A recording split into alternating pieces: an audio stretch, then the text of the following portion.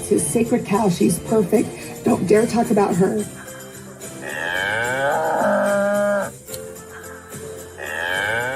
No.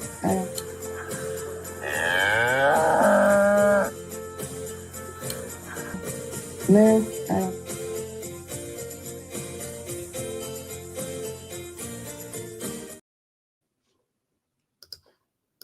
Hello, everybody. Hi, sister friends.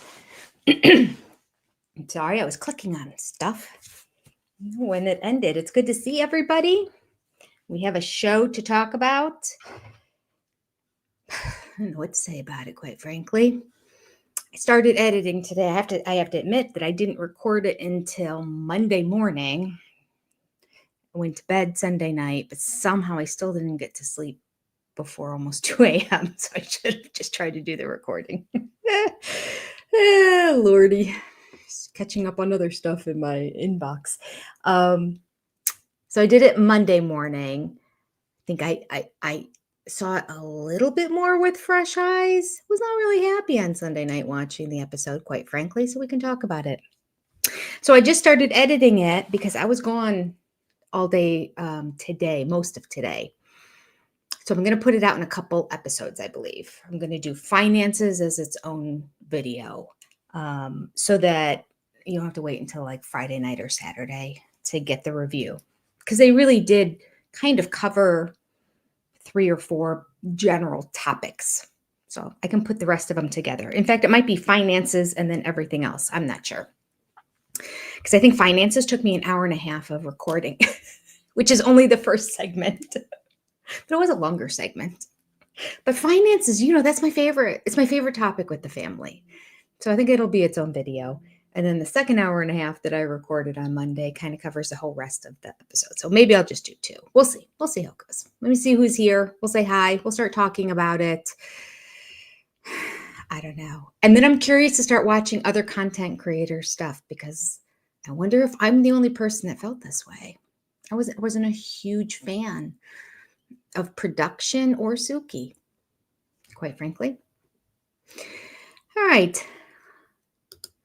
Lynn Skinner in house. Good to see you, Lynn. Thank you for being here and thank you for moderating. Actually, Lynn, I do believe one of my funny comments for the end of this episode from one of the comments on my videos, when I say funny comments, for those who don't know, I think one of them was from you. Who knew? Okay. Kathy said, I thought Suki might give us some tea instead of I love Cody and Robyn barf. Oh, is that the interview? I still haven't seen it. My goodness. It'll be 3 months old by the time I get around to watching it. But priorities. I got a video to get out to y'all. It's more important than watching somebody else interview Suki of all people. I like Suki. I think. As a person, I think I'd like her. I don't know. I guess I would know if I watched this interview because it would be more her. And her as an interviewer. Listen, let me just say, I'm sure it's not an easy gig to be an interviewer. Really, especially because Suki has no notes. And I admire that. And I appreciate that. So, I could see myself with all the cameras on. And although they edit everything. So, I don't know. It's not like it's live. So maybe not. I feel like I can pretty much talk off the cuff for hours, but I wouldn't be allowed to talk much. But I come up with so many questions in my head when I listen to their responses. And so it just aggravates me when there's no follow-up question. Because I'm like, okay, I can think of 4, 5, 6. Oh, keep them coming, Jenny. There's so many I want to ask. But then I'd be a terrible interviewer because I'd probably be sitting there with Cody and an hour and a half later, we'd still be talking about the same question. Because I'd be like, well, okay, that doesn't make sense. Well, what about this? Well, that contradicts this. And I'd be pulling out all this stuff from the past. And we've always said she doesn't watch the show. But according to the interview, somebody said that in the interview, she said she has watched all the seasons. And I'm like, did you maybe crash them all into a weekend this year before you did that?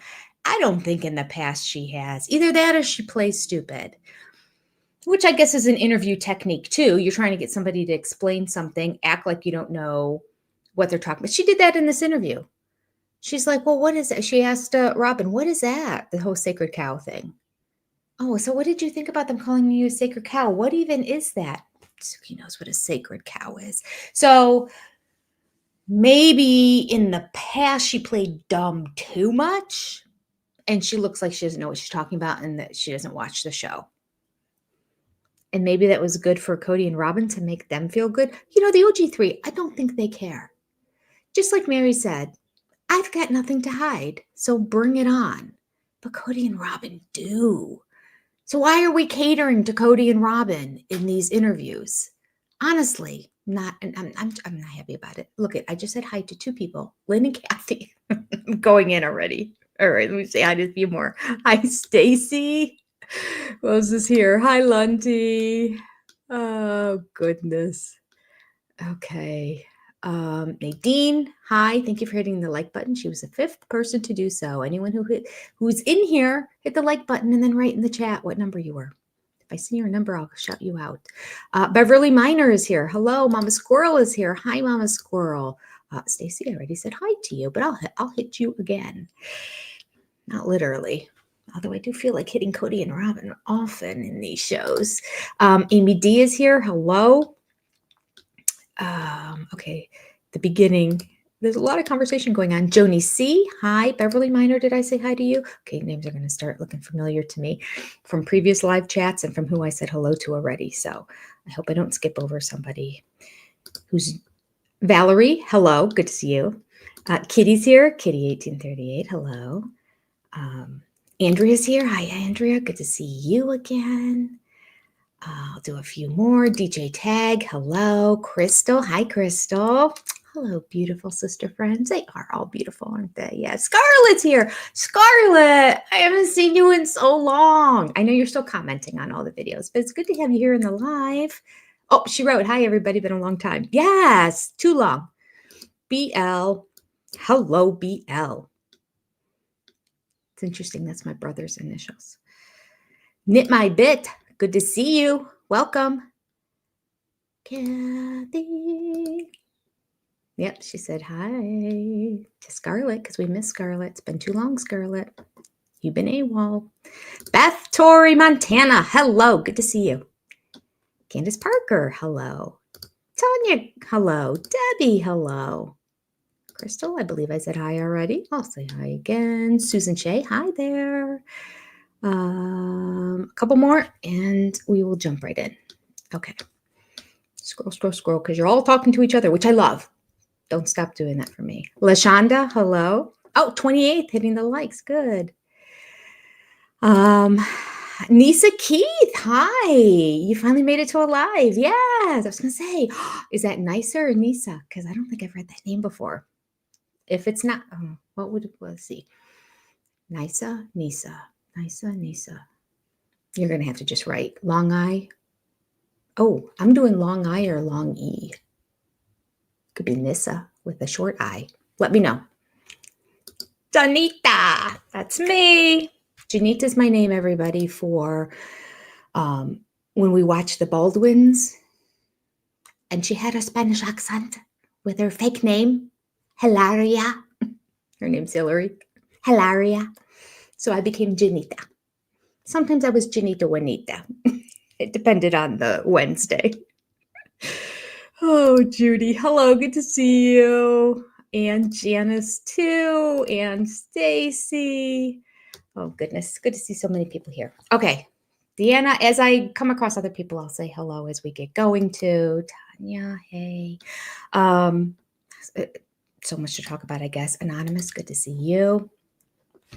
And Kathy. Thank you for the super chat. Goodness, right at the top. Robyn's new name is Moo. Yes, Cody deserves to be in the manure with her. That's good to say. I got to remember that. Got to remember to call her Moo. Robyn equals Moo. A lot of people in the chat have been just calling her Moo, which is pretty funny. I had a sticky note here from Sunday night of something I was going to do or say. I don't know if I did or not. All right.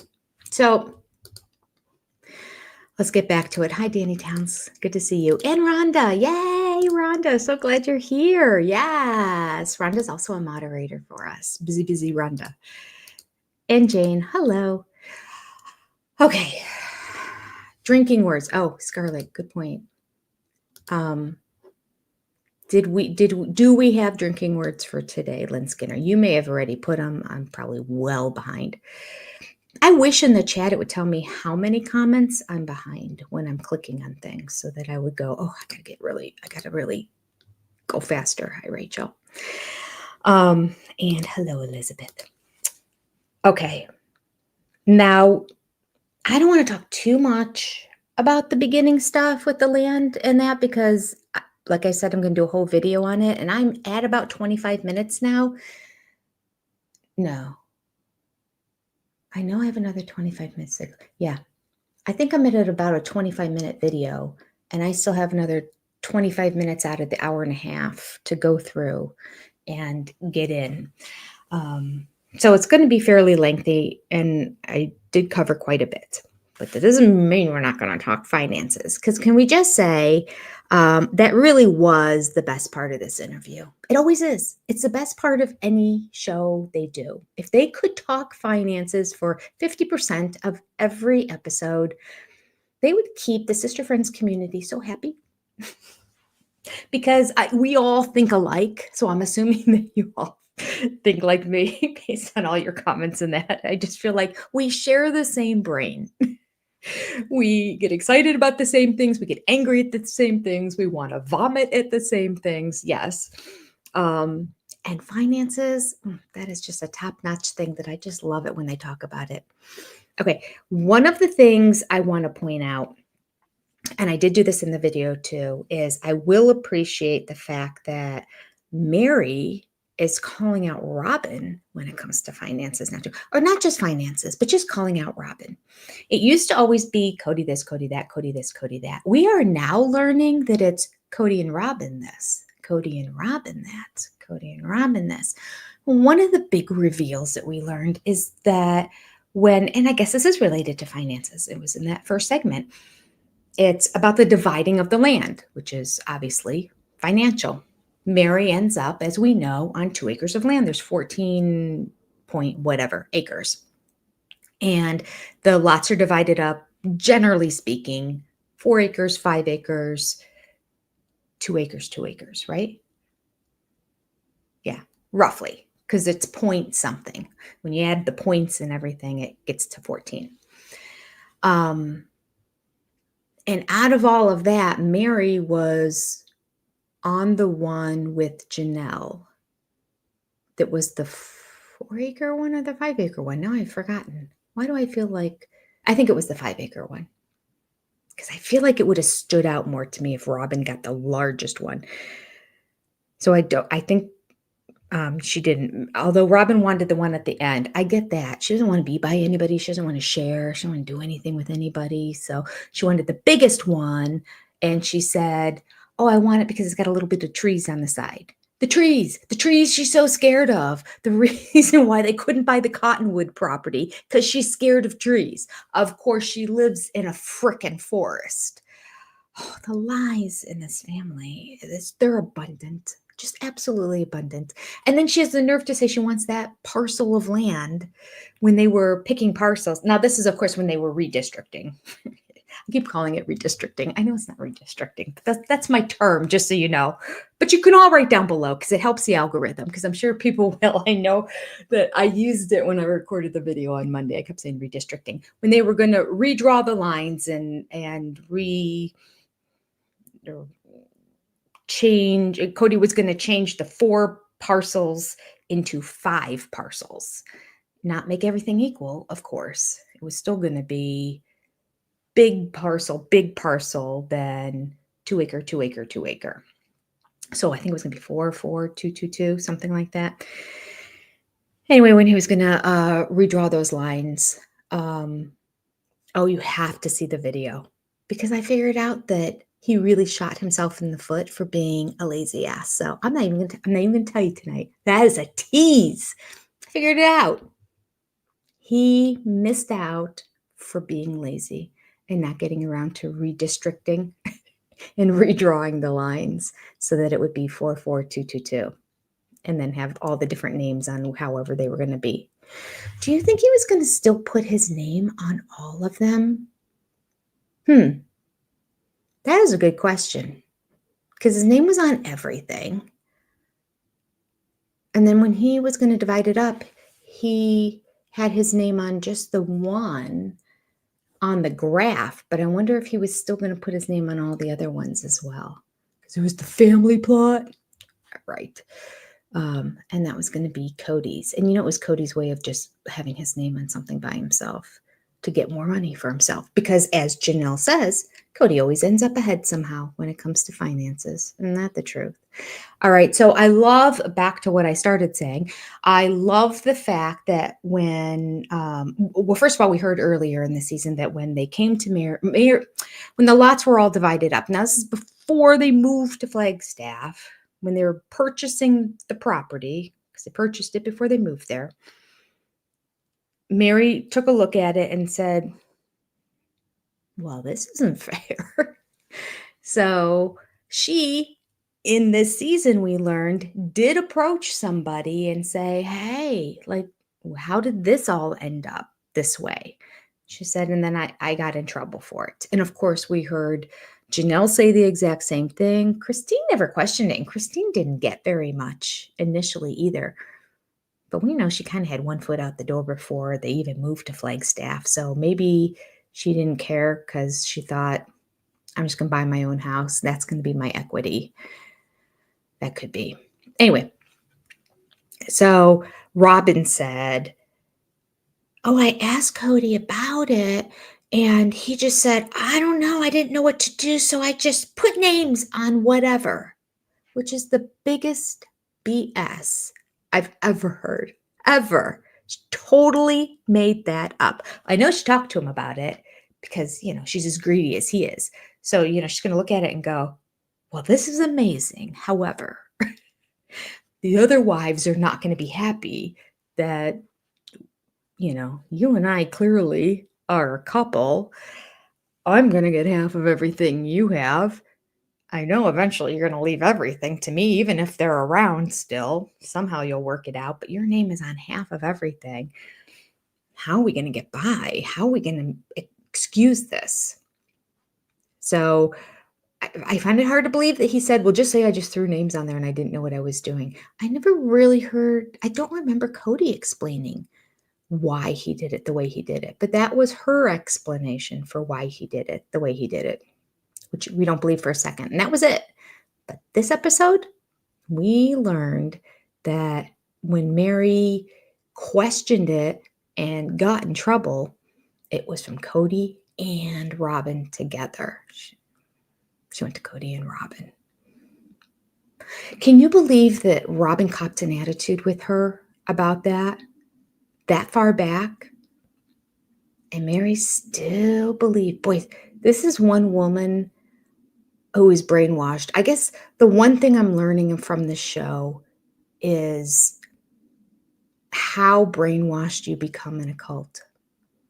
I find it hard to believe because I can't imagine myself ever falling for being in a cult, but I could if I was born and raised in it. So for Christine and Mary, I totally get it. And Janelle, well, she bought into Cody. She believed everything Cody said. I always felt like she was kind of emotionally on the outskirts, like this lifestyle just works for me. I just, I'm happy working all the time. I'll just work. And Christine's a great mom and she can take care of the kids for me when I'm at work. I think she just thought this just works. I don't know how much she was really in love with Cody. He might be right that she was just sort of physically attracted to him somewhat and thought, yeah, this'll do. I think that it was probably slim pickings of the AUB men, and they said at the time he was one of the better looking ones. So, all right. We have she's a new member too. Okay, I'm gonna have to look. Nisa, to see how to correctly pronounce your name.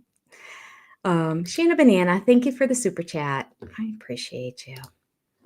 Always so generous. Okay. So, okay, what was the second thing? I started to write it down and then I don't have it. I have a couple notes here. But there was another time that Mary specifically named Robyn and Cody together when it would normally be something that she would just use Cody's name. She wouldn't throw Robyn under the bus. It'll come to me. It'll come to me.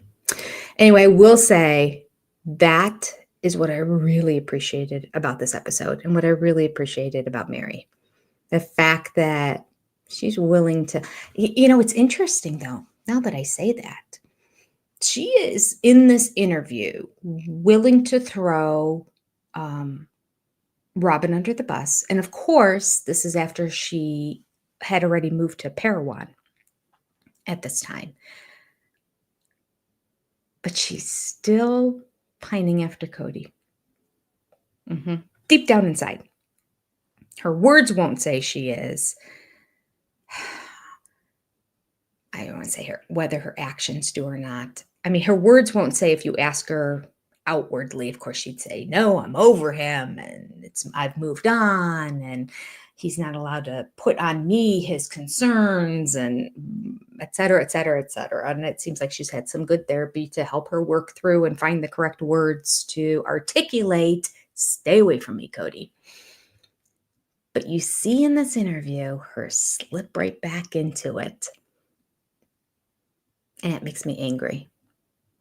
And you really see it when she starts to throw Christine under the bus. It was the same scene like the whole knife in the kidney scene where Cody was so rotten to Christine and she's just sitting there taking it.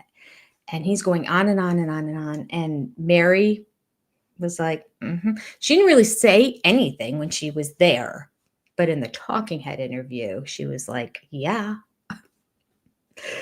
It's about time somebody called out Christine. Like she was just like doubling down. And it was so disappointing of Mary at that point. That was really kind of the last point that I felt like Mary full on in real life had his back. And then she started seeing interviews and everything and changing her tune a little bit.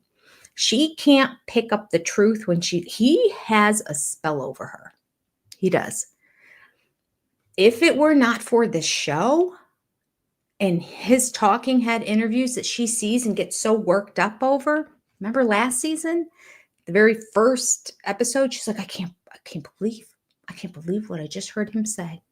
I didn't know he said any of that stuff last year. And they had just finished. This was the first taping after she saw the one-on-ones. She was so angry. They were starting to see a little bit of that in this interview too. She's watching Cody say, I can do whatever I want with the land of that. She's like, I didn't know he said that. That's the first time I'm seeing that. I didn't know he said that. So it's like, well, he's the same person he always was, Mary. It's the only disappointing part about this. Yeah, okay, so you didn't see him say it. But you saw him say everything else for the past 5 years. Like, a zebra's not going to change his stripes. He's the same guy. And guess what, Mary? If you can be really mean to him and you can say negative things about him now and you can be all angry and say how horrible he is, but if you have another interaction and then you become weak again, weak in the knees, and he comes up and says, I really enjoy our time together. I really miss you. You're going to bend and break, which is what he did before this one-on-one with her. Absolutely what he did with this one-on-one before. Things weren't that great. And he called her up. I really miss you. I'm really sad without you. And she is trying to exercise all her boundaries that she's learning in therapy. You can't put that on me. That's yours to carry. Blah, blah, blah, blah, blah, blah, blah. But it worked. She said those words to him, but it worked because she came in soft into this interview. He still has a hold over her. And you know what I'm scared of? It's going to happen again. She's going to get angry when she watches the full season to begin with. Don't get me started. Put the monkey.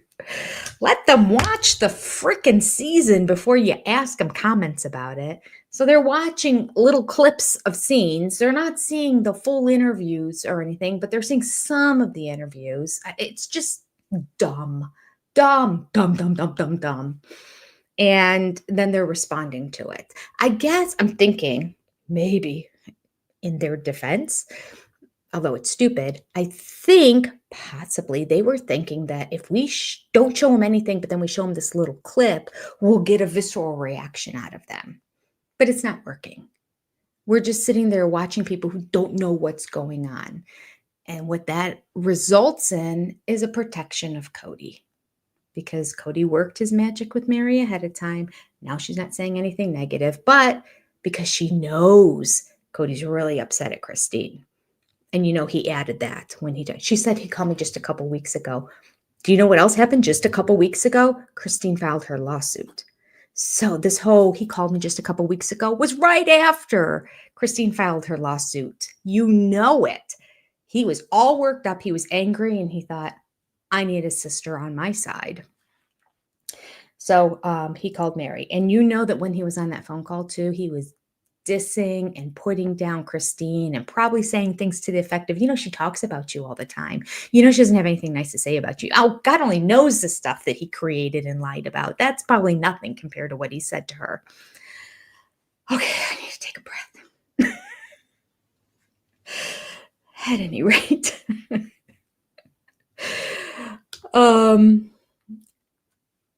I think this could have been such a better one-on-one had they had the opportunity to watch the season. And the only way it gets redeemed, and I believe I put this in the video, is if they now go back and when they're watching the full episode, there's cameras that we do a talk back like we did last year. Because God knows we need Jen to react to this one-on-one. They have to watch the one-on-ones too. Yeah, they have to show them the one-on-ones with a camera on so that we can see. And, Jen will have, or Mary will have Jen by her side. I just can't wait to see it. And Jen straightens Mary out. Jen puts her on the straight and narrow. So Mary has the show and Jen to thank for keeping her on the straight and narrow. And it does seem like those other friends of hers as well. They all seem to have like the same mantra, but they're more superficial outlier friends. The real friend is Jen. Jen is the best friend. Do we want to go there? We want to start right there? Oh, all right. Well, here, Patrick. Let's start with what Patrick said here. Let me first write this down, though.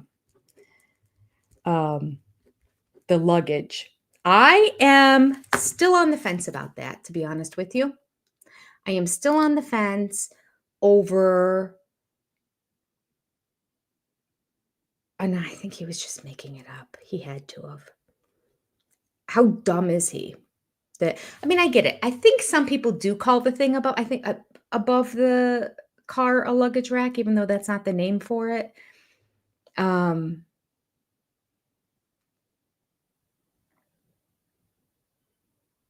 But he'd have to be really stupid. It is possible, and this is what I said in my video, that he heard luggage rack and he instantly in his head thought, I have to defend myself, because Christine said, and then right away, he turns red and everything is red around. He's seeing red and he's like, Christine. And he hears luggage rack and he pictures a luggage rack on top of a car, which I know they've had on some cars in the past. So maybe that's, why he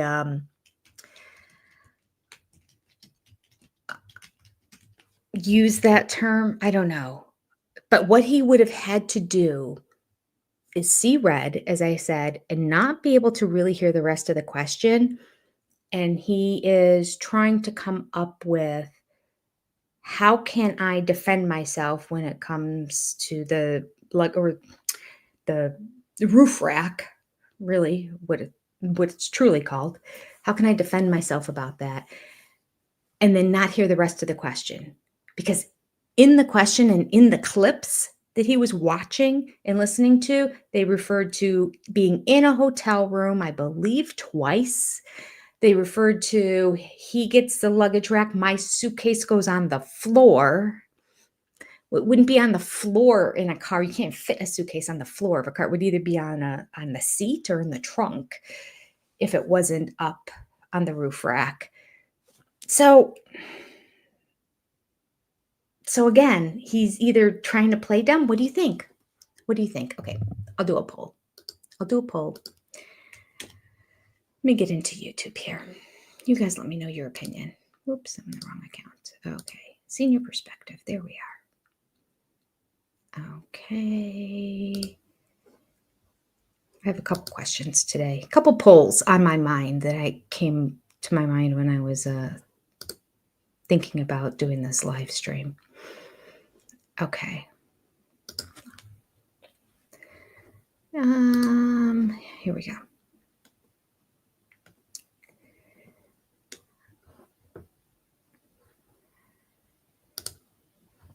Start a poll.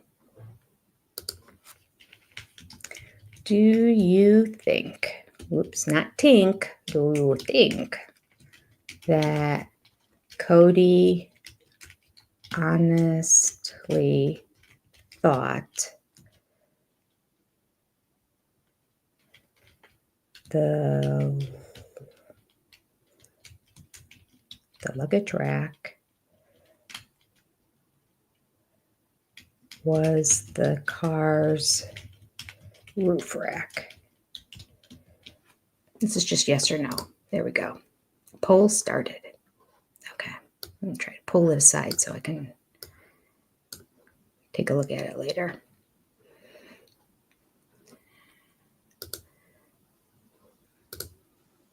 Okay. I could see it go either way. I could see that he wasn't paying attention to the carpet, the floor, in the hotel room reference because he was in his brain trying to come up with an answer. Because most of his answers don't answer the questions anyway, right? He hears something and he has this mantra. I swear he sits down with a Word document and starts writing out all his answers of things he wants to say. And then when he hears a question, he just hears one word and he thinks, which one of those 15 different soliloquies that I have already written can I use to answer this question that's somewhat related to it? And he will start to answer it and bypass and then start giving his dissertation of what he wants to get across. And he's usually not challenged on it. Oh, that's interesting. This is what you should say. Suki should say, it's interesting, Cody. But going back to my question, specifically what I want to know is, and then ask the question again. Because he doesn't answer the question. Just because he says words doesn't mean he answered the question. He often does not answer the question. And that we had a lot of pauses though. He got caught a couple times. I did appreciate that. A couple times when he gets caught, he gets really quiet and he looks down and he thinks, it's just the wheels are turning. Like, what can I say? What can I say? And then he completely goes off on a side thing. So yeah, I am curious. You guys go ahead, fill out that poll. Let me know. What do you think? Yes or no? Did he really get confused? His response felt genuine at the time when he was talking about the roof rack and the car and, oh, that can't be because we didn't have that kind of car. And he's like, oh, but then when I was editing and I was going back and watching it again, or maybe it wasn't even editing because I haven't edited that part yet. But when I was watching it again and making my response video, watching it a second time, I felt like oh, you mean in the thing. I felt like it came too quick. Like he was acting like we're talking about this so we can distract and talk about a different kind of rack and go, oh, you're referring to that. And then he was going to just kind of bypass it. Like he was going to laugh and say, I thought we were going to talk about the roof rack because there was this one time. It really felt like it was going to go that way. And this was all part of his plan to talk about something else. And it could have been. But then she kept bringing it back. So he did have to eventually answer the question. with the standard answer, when he gets caught on something and he can't figure out a way to say something else, well, he did try and it didn't work, but it's I don't know. I don't remember. I don't know. I don't remember. These are Cody and Robyn answers for everything when they're caught. When they're caught lying or they're caught being confronted with something that they've done wrong in the past, they just say, I don't know, or I don't remember. And that also is not an answer because I don't believe it. I don't believe it. Because the kind of follow-up questions Suki could have done in that situation was, well, just think to the last time you guys went somewhere. How about when you were looking at the property and you went with Mary? See, Mary knows. That was the Christine line that really bothered me. Mary knows if he used the luggage rack for himself or if he gave it to her. And we all know he did not give it to Mary. There's no way. Absolutely no way. So her staying in that hotel room with Cody when they went to look at Coyote Pass, when he was trying to woo her and he was locking arms with her and joking around and trying to get on her good side, when he's telling her, maybe we can have a refresh of our relationship if you move with us here to Coyote Pass, if we buy this land. He spent that night in the hotel room with her in separate beds. Nevertheless, she got to stay in the same room with him for the first time in probably 15 years. So she remembers where his luggage was and where her luggage was. And Robyn's response, she's getting more smug, isn't she? It is not a good look. It's really not a good look. I saw it and read it. It popped up on my phone. Sometimes I get Reddit. It's the only thing I'm subscribed to on Reddit. And I don't even know which thread it is. But at one point I hit subscribe and somehow it connected with my notifications. I don't even know how that all happened, but it does or did. It does. I tried to turn them off. But I'll click on it every now and then. And people were saying this smug. Oh, I lost my train of thought. Was I talking about the smugness or is it the suitcase that I saw on Reddit? What was it? Shoot, because I read a bunch of stuff on Reddit recently. Once, and then I got in there, and then I just started reading a whole bunch of stuff that people were saying. What were people saying about? Oh, it'll come back if it's important. Can't trust the brain. Can't trust the brain anymore. Sorry. Anonymous, thank you for your super chat. Okay. Had a hard day at work, and your videos always help me decompress. Oh, thank you. Thank you for all the work you do for this channel. Anonymous, thank you. I appreciate you. That is very kind of you.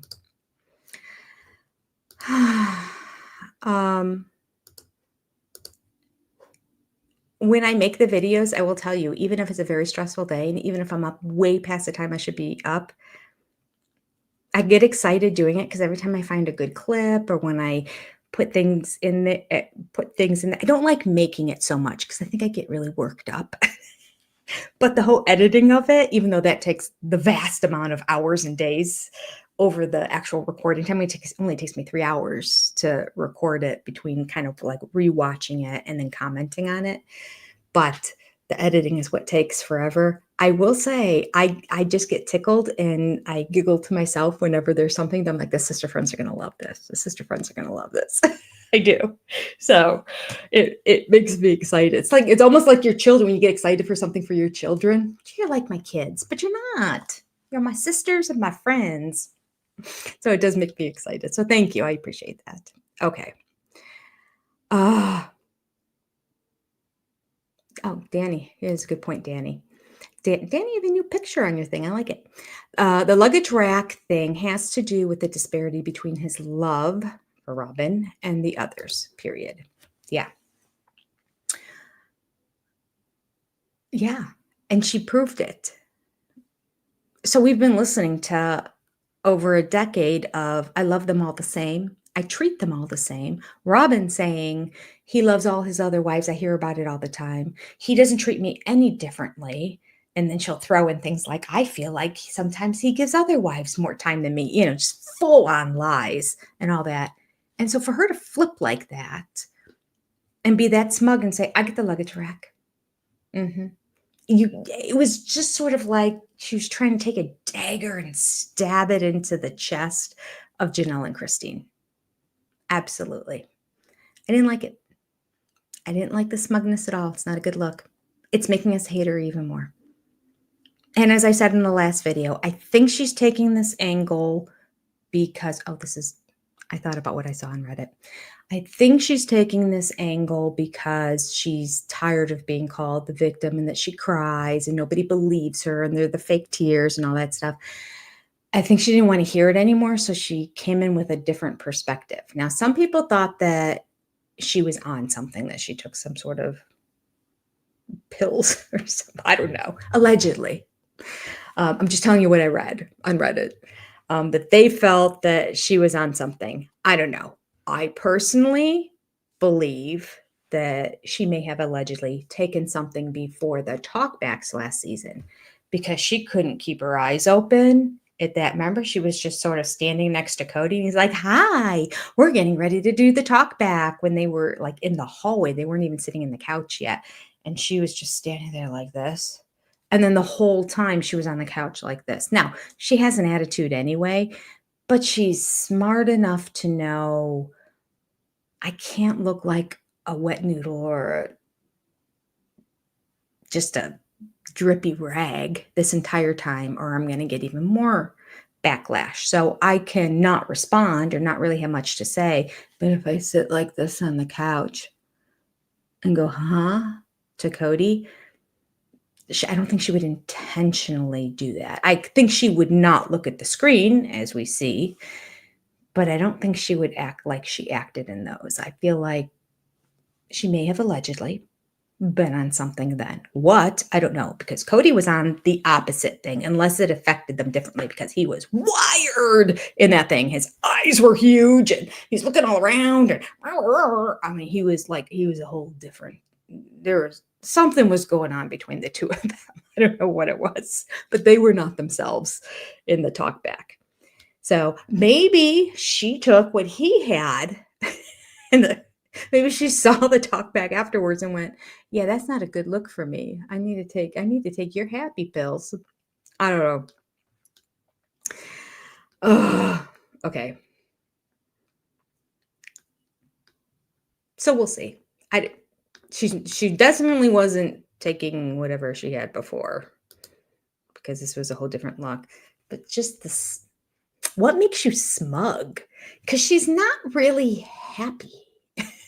It's not like she's on a happy pill. It's not like she's on Prozac or anything. Just, she seems mean. She seems smug. She seems entitled. I think this might be the real Robyn that we're actually starting to see, that other people had seen in the past. We're getting a little taste of her now. Not a fan. Here we go. We leave it to sister friends. Everybody will know. Between all of you all, I know you can figure it all out. Put it all together for me. I have no idea. I haven't tried any of these. I've never even tried an Ambien. I've been on heavy medication after like major surgeries, but other than that, trust me, the time is coming though. Okay. Utterly moo. It's well said, Beth. Okay. There's a very good point here. Who was it that said, Danny. Are you really an introvert, Danny? Danny said, I'm an introvert and would never dream of being on one of these shows. Yeah. My sister's an introvert. She would never dream of being on one of these shows either. And when we see Robyn now, and we saw Robyn in the first couple seasons, they're very different Robyns. Robyn was very outspoken and kind of sure of herself, a little smug, a little opinionated. I think she was ruffling feathers and rubbing people the wrong way. She got her way a lot. They added holidays in. We did a lot of things for Robyn. We pulled all the kids out and we put them all in public school because Robyn. I think we moved down to Vegas because of Robyn, quite frankly. But nevertheless, a lot of things changed in the family because of Robyn. So she did push forward her agenda. She may have on the down low done a lot of that behind closed doors with Cody and got him to claim it as his own thought so that the other wives don't get mad at me. But I think initially she was very outspoken. When you look at the first the first, what did they call it? They didn't call them one-on-ones because they weren't one-on-ones. The first interview at the end, reunion. They never called them reunions, did they? I don't remember what they called them. At any rate, you know what I'm talking about. When they were all on the couch at the end of the season, Robyn wouldn't shut up. She kept interrupting and talking. And I remember the host, who was the first host? Was it Tamara? I think it was, I want to say there was one person before Tamara who was only there for a season, but maybe not.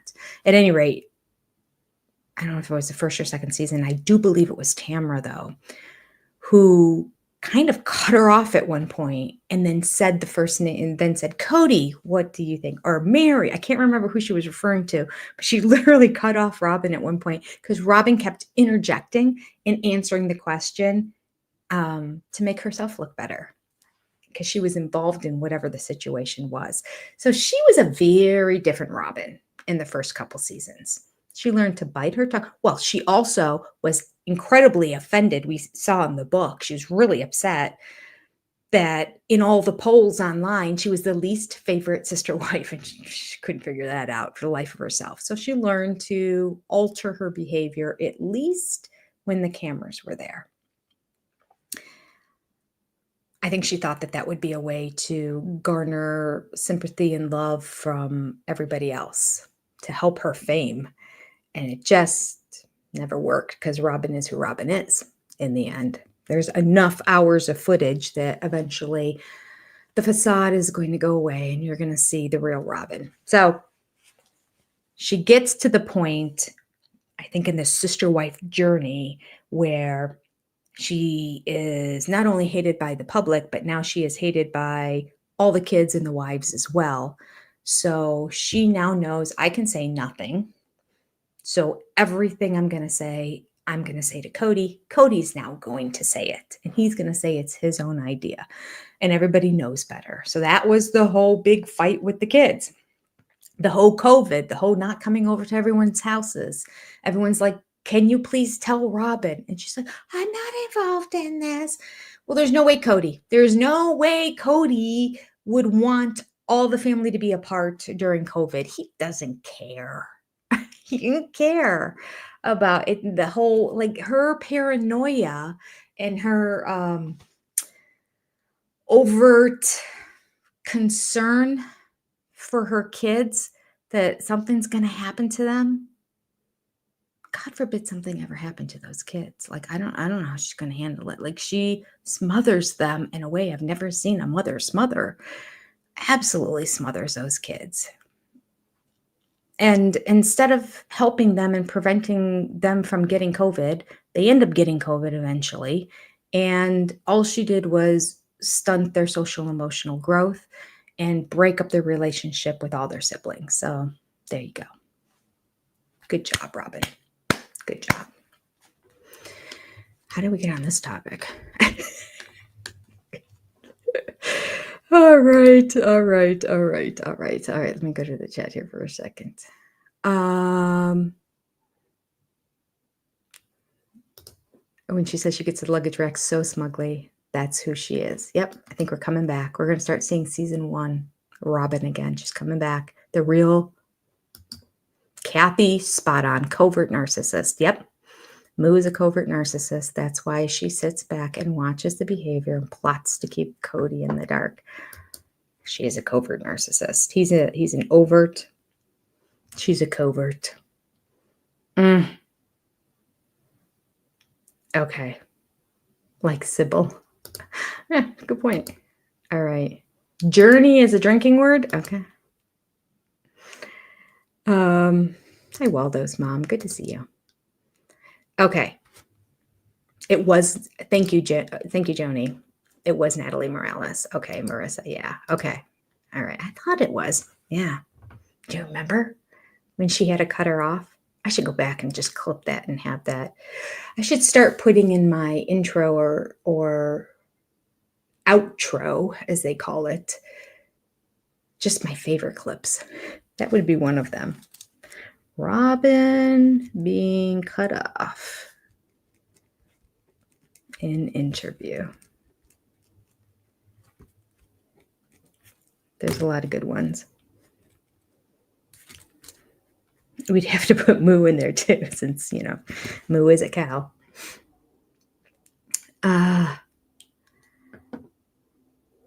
Tracy said, I think she went all shy when Cody went off on the patriarch vibe. She was never shy at the beginning. I found her interesting. I found her comment very interesting about being shy. She says she's not shy. And then when she's pushed with it, she's like, well, yeah, I am shy. But I'm really shy. And this is in relation to physical activity in public. So this is what we're talking about. This is the topic of conversation, being physically intimate in front of other people. Is she or is she not? We're going to do another poll. Let me take a look and see. We'll have to shut this one down. Pretty close. It's not a landslide, but we have, do you think that Cody honestly thought that the luggage rack was the car's roof rack? 57% said yes. 43% said no. There you go. I love doing these polls. It's the second one that was different from what I thought. So I really appreciate it when they're, all right. Okay, we're going to end the poll now. And we were talking about Robyn. Okay. Do we think, okay, let's just talk about it for a minute before I put the poll up. Or I'll type it first. Do you think Robyn is shy when it comes to PDA? Because that is what we were talking about specifically. Okay, now before I hit post on this, let's talk through it for a second. We have never seen Robyn really be affectionate in front of the other wives. Now, she claims it's because she was informed that that's not what they do in this family. But Robyn does what Robyn wants. So you got to think about that. That's the other side of it. She gets her way often. So I'm like, I don't know. And then Cody starts being all affectionate with her when the other wives leave. Now, Mary's still around. Mary is still officially a wife, and Cody is trying to pawn and touch and be all over Robyn at Christmas time and Thanksgiving, actually. Although at Thanksgiving, he's like, it's just so hard to keep my hands to myself. No, you've done it for 15 years and you seem to have been fine. But suddenly, after two of the wives leave, he can't do it anymore. He can't do it. Even though he lives with her 24/7 and they're around the house all the time. They got nothing to do, no place to go, no jobs, always there, live through COVID together 24/7. Somehow now in, what was that, 2022, 2023, he can't keep his hands off of Robyn during dinner with all the kids around on Thanksgiving Day. Either a complete lie or a complete lack of self-control. I think it's a lie. I don't think he has great self-control either, but I think it was a complete lie. And I think it was all for the cameras so that the other wives, when they eventually watched it, would see it. Poor Mary is at the mercy of this and having to watch Cody groping her the entire time. So he does it again at Christmas. He's trying to get her to sit on his lap. Again, Mary's there. Was this Christmas Eve or was it Christmas Day in the evening? Doesn't matter. But Robyn was always like, no, no, no, no, no. Now, when we watch them as a family, he's not even near her. You would think if this were true and he can't help himself, but he always has to have his hands on her, then you would think that when Mary's not around, he would be all over her. He's not. They're just a normal couple. So I think the whole thing is an act. But I might be wrong. But then we have to take it one step further and talk about what it is he got kicked out from. All right. So I think Robyn doesn't really like it. I don't think she really likes him. How could you? But then I don't know. Look at her. I don't know.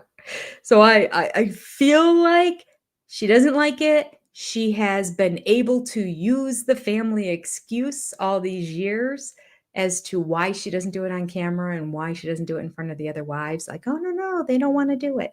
I really think that is a lie, though, because he used to kiss the other ones in front of them, like when he gave him flowers for Valentine's Day and he would give him a hug. And there were looks across the room in those early seasons. I'd have to go back and rewatch a whole bunch of it and dig it out. But I think that's a lie that at the beginning, none of that happened. I really do. I mean, I don't think it was at the point of groping that Mary and he were doing when Janelle was newly into the relationship. So dumb. I don't want. This is so dumb. They're both so dumb in that situation. Anyway, but I do think that he had the opportunity. Gosh, it's been an hour already. I do think that he had opportunity to be a basic affection with putting a hug around somebody or kissing somebody on the cheek, or according to her, you couldn't even give a positive word to somebody else. I don't believe that. I don't believe it. All right, there's the poll. I really don't know. I don't know if it's all a lie on her part or if she really doesn't like it, but I think she doesn't like it. And it's been her excuse, and now she doesn't have an excuse anymore. Yeah. All right. Oh, shoot. The whole chat just disappeared. Let me just make sure everything is still working here.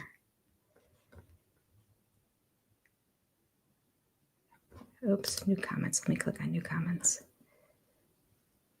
Okay, chat's still going. For some reason on my YouTube page, it just disappeared when I hit post on the...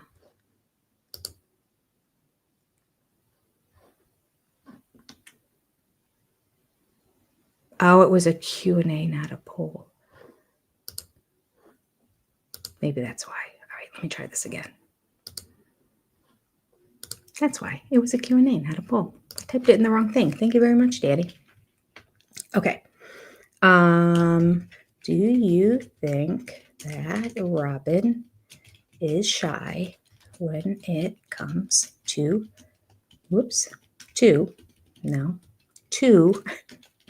PDA question mark? Okay. Start poll. There we go. Now we're going. Okay. Kathy's been a member for 8 months. Woo-hoo! Cody may have groped Moo at the funeral. Yes, this is where I was going to go next in terms of the whole touching thing. I do believe that there is a possibility that happened. Let me hit some, excuse me, I'm going to hit the stars on these. And anonymous and Kathy. Okay. Before I do that, though, I don't know if I already opened it or not. Let me go ahead and read through. I'm going to change the names on the live stream on our ticker going down below here. But before I do, come on, open up names. Things are going slow today on my computer. Let me read through our big supporters and exclusive SOS supporters. Okay. Our big supporters are Barbara Dijak, Meredith Andrews, Mary, April S., Liz S., Karen Perk, Leslie Reddick, Jay Shanty 3, Linda W., Carla Colson, Aaliyah, Crafty Florida Lady, Shaniqua Smith, Alwyn, The Mini Chef, Lynn Skinner, and Knit My Bit. And our exclusive SOS supporters are Anonymous, Joni C., Sharon, Cindy Gregory, Laura McWilliams, Dee Dee, Steamfrog99, Julie Hornberger, Jay Lou, Jennifer Harmon, Stark, Carol Annie D, Holly Jones, Marie Lingham, Evie, Steph Stevens, Stacy G, Vanessa, Shotzi Peace, Tammy G, Marsha Cooper, Diane Almeida, Living an Eclectic Life, Farron Allman, Kendra MP, That's My Shoe, Amy D, I'm Your Huckleberry, Libby Sure, Lindsay B, G Kitty 52, Lisa, Sochitel Amarillo, Lisa Gasca, Tracy's Fractured History and More, Alexandria Swan, Shanna Banana, Rain Lady, Cheryl Smith, Sarah Lewis, Sean J, Marie Crabb, Waldo's Mom, Lisa F, Danny Towns, Michelle, Ms. Lita, Ladybird's Mom, Donna Redmond, Jessica Denham, Kaylin, and Alyssa 1704. Thank you all for being members of the channel. Also, thank you all you keep your lights on level people as well. And I do believe we are going to the keep the lights on level people right now. Or do we have, oh no, we've been doing keep the lights on and big supporters have been scrolling. We are now going to switch over to SOS exclusives. Okay, very good. Oh, there's another super chat. Thank you, DJ Tag. $9.99 super chat. Robyn allowed him to paw her before the other wives left. All right. DJ says he could touch her all he wanted before they left. Do you think that she did it to get back at them? Do you think that she allowed it because this whole thing, I've always said, is a game to her, the whole polygamy world, and she wants to be a winner, and so that's part of like showing them that she's winning. And then as soon as the other wives left, she's sort of like, yeah, I'm shy. And then in terms of being shy, the last time he was talking about her being shy was when they were going to the baby shower and they were standing in the door and he kept going, my shy, pretty little wife. I have a shy, pretty wife. It was so weird. So weird. I think he was trying to push the pretty to emphasize that he thinks he is left with the best of all the wives physically, which all he really cares about. I mean, he also cares about money. So it's a little hurt that Janelle left and Mary. Christine, I think he's just hurt because she hurt his ego. But the other ones, I think he's upset about the money leaving. However, I do think that he won in his mind, he got the prettiest wife. I think she was pretty when she first married him. She's gotten uglier every year. And it's not just because we've gotten to know her personality. Like, she's going downhill. The other wives are glowing up big time. So they've certainly surpassed her. So I don't know if he's trying to push forward that narrative for the other wives to hear him say, well, I got the best one. So good riddance. That could be one of the reasons why he was saying it. Maybe he's trying to say it to himself to convince himself because the other wives are starting to look better. They're not having a hard time. He thought Christine would never find somebody. She did. She found somebody great and better than him. But the shy thing, he said the shy thing then too. And was it because at that event, he kept going up to her and putting his arm around her or around her waist. Oh no, that was McKelty's baby shower. At McKelty's, or the Sprinkle, he kept walking up and trying to put his arm around her and that, and she didn't really reciprocate. She was kind of like, She sometimes kind of looked like she squirmed away. Other times she'd just stand there, but she wasn't giving it back at that time, which is also, I think, what partly plays into me thinking, I don't know if she likes PDA, at least from him. I don't know. I don't know. Let's see where we are on our poll. We are at, 88% no. Do you think Robyn is shy when it comes to PDA? 88% are saying no. All right. All right. I love these polls. I love the feedback. All right.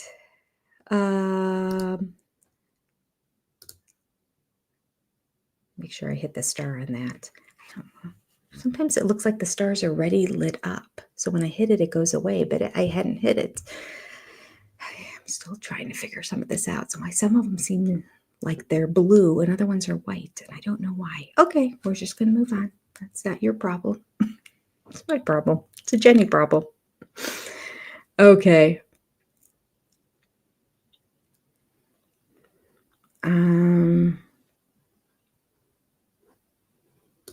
She is not shy. She is manipulative. Okay. Lynn says she's sick. Look at her daughters. Are they going to somehow be her sister wives? I think she would love to groom them to be sister wives. I mean, you kind of have to. If you're in that faith and you believe it. It's kind of like when I did that last video and I really thought Christine was like completely distraught. And a lot of people are like, I think you're misinterpreting what Christine is saying. I mean, going back and watching it again, I'm like, oh, I can see it from the other point of view. But I really heard it completely different when I first heard her. To me, she seemed like she was distraught and really cut off from everything spiritual, and that she felt like this was like, this is it forever. And I was distraught because in my faith, if I feel like you can have hope, I want to share hope, because like, what else is the point of faith? That's why I had to say something. Like, if you really believe something really great is somewhere, just, like, if I really truly believe that something is going to be so much better, and if other people latch onto it, they're going to get the greatness of it as well, then wouldn't it be really selfish and mean of me to not at least share it or talk about it? Like, it'd be really selfish to go, I got the secret to life, but I'm not going to tell anybody, So from that same perspective, where I was when I'm like, God, I have to say something.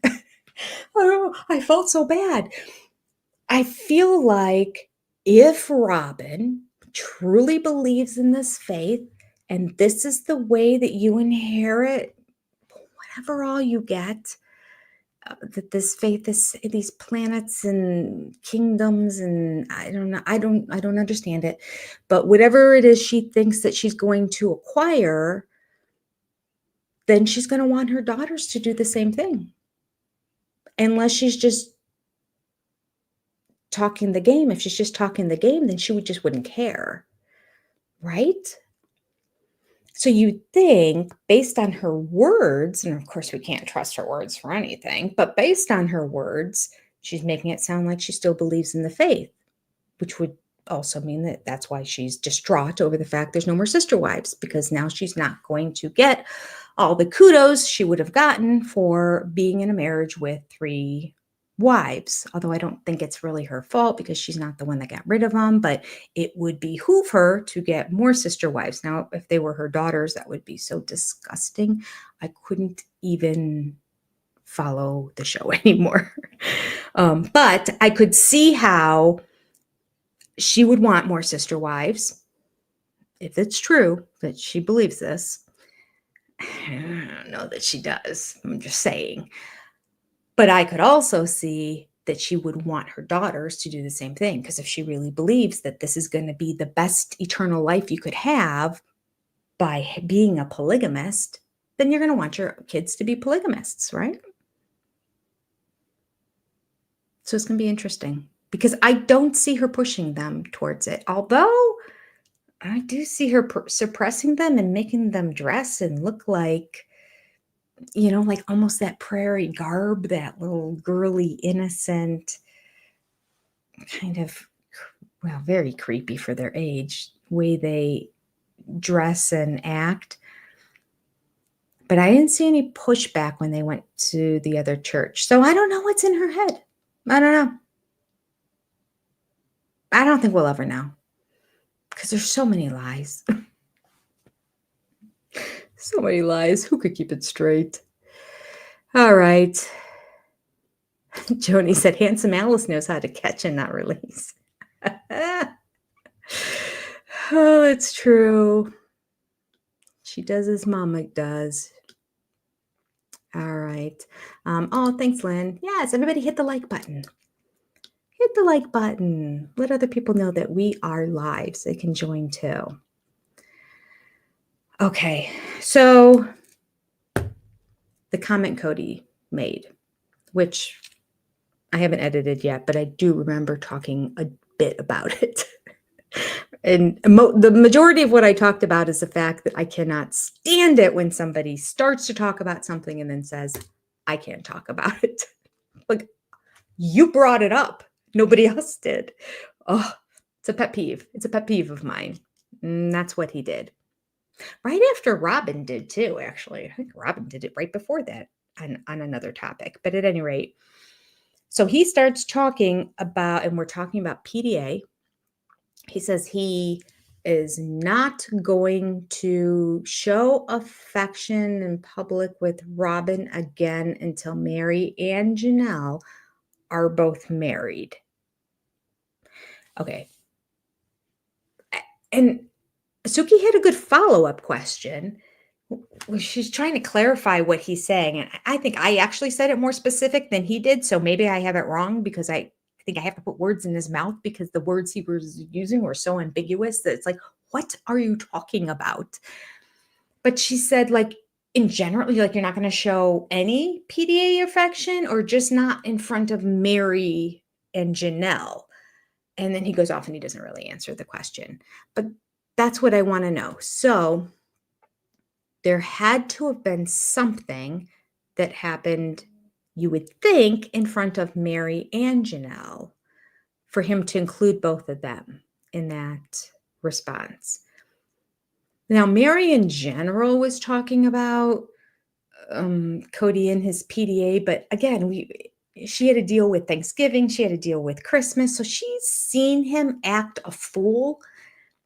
And that's all we saw on camera, although I don't know how often they get together outside of what we saw, but we've seen him act like, I can't help but to touch Robyn in front of Mary in the past. So maybe it wasn't Mary specifically.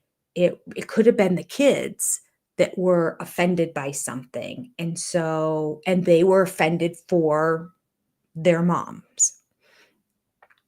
And so that's why he said it. I don't know. We do know that there was an incident at the military memorial. So there were 3 events. There was an actual funeral, there was the military memorial, and then there was the burial site. So we saw the burial site. There were cameras there. If there was any kind of altercation, it would have been caught. And a lot of people were, and I don't say a lot of people, but some people were, Cody was mic'd. I guess we could say that. Cody was mic'd.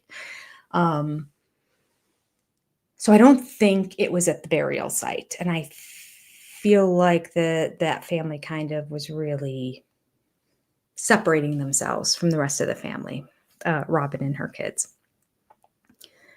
And we did see some of the other kids go up to them and say hello and give hugs, which is also what happened at Logan's wedding, and how Robyn said that she was offended that only a few of the kids came up and said hello. And she said that Gabe specifically said that he loved her. And I was really upset by that comment because I thought, well, who did you go up to, Robyn? Aren't you the adult in all of this? They're your children. You should have gone up to every single one of them and said hello, but she didn't. And then she was offended when all of them didn't come to her, bow down, kiss the ring. the ring. Where's my ring? So I feel like it's the same kind of situation. So let's just say I do believe that there was a confrontation at the military memorial, and that could be putting two and two together simply because McKelty was upset as well, and she was sitting away from the rest of the family. Now Mary was over there and a few other family members, but basically everybody was sort of in this middle section. So that's the event that most people believe something happened. And I believe that McKelty said on her Patreon that something was said. People have been asking a lot of questions about it and probing about it in the past. I'm trying to remember. She's never come out and said exactly what happened. And now she kind of dismisses it all and says, no, everything's fine. And she won't talk about it at all. But I do believe she said that Robyn said something. So her saying something and Cody acting with PDA are kind of two different things. So I don't know if it's the same event. Is that what everyone's saying out there? Are they saying that they believe that those? I mean, it could be. What do I know? What do I know? But they don't really match. But two things can be true. They could have both happened. She could have been talking about. Oh, I don't even want to go there. I don't know. I want to know what she said, though. I do want to know what she said. And I do want to know. Now, Cody specifically said, we got kicked out. So it was a big deal. It was a big deal to get kicked out, unless Cody is being an exaggerator, as we know he can be. And maybe somebody said, don't act like that in public. It offends us. And he's like, if I can't do that in public, then I'll just leave. And now he's saying, I got kicked out. And so he never really got kicked out. Somebody just said, you're just not acting couth. Stop it. Be an adult. Grow up. Because let's just face it, this whole conversation is stupid. It's so immature in high school. It's not even high school. It's junior high. And the questions that were coming from Suki, but I understand Suki's asking them because this is how Cody's acting, really. I'm going to say Cody and Robyn because I don't even know where Robyn even stands on any of this, quite frankly, because you can't trust what anybody says. But her behavior is always just sort of like, but Cody is the one that just keeps verbalizing and talking about how he can't get enough of Rob. The whole licking of the picture kind of thing, like, whoa. I can't get enough of your mom. Like, I'm really into your mom. Like, ew, stop. You can see the kids being like, what? We can't stop touching each other and being around each other and showing our love, and the kids just watch us. All of that is so childish, so incredibly immature, the way he's acting with all of this, that he's compensating for something.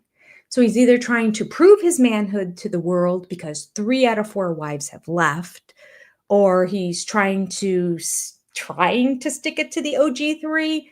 Apparently it's working with Mary. I don't think it's working with the other 2. But Mary, at least at the point of this taping, is still in love with him. So she won't admit it, but she is. You can tell by her actions and the fact that she's still protecting him.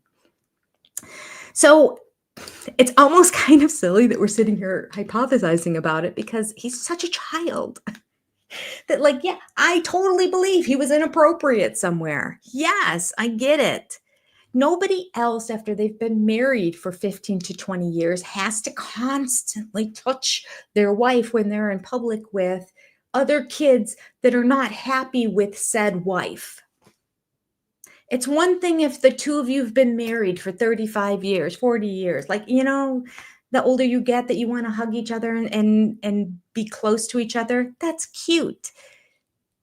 The licking of the picture, that's gross if you're 12, if you're 72.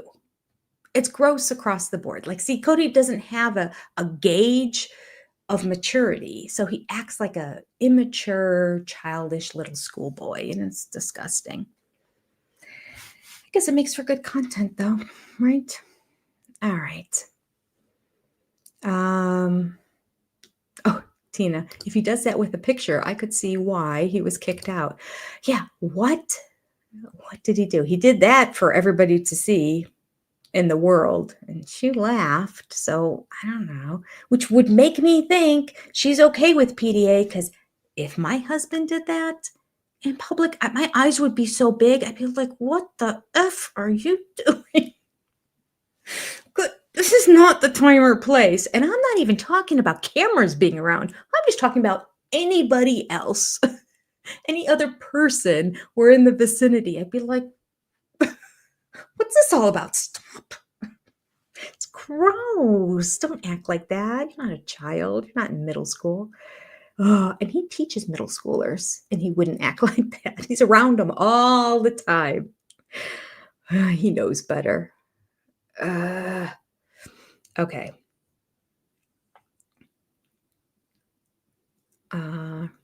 Tracy said there's a pencil with no lead. That could be what we're compensating for. A very short little pencil with no lead. Very possible. YouTube is my time machine says it has to be one of the funeral services. Very well could be.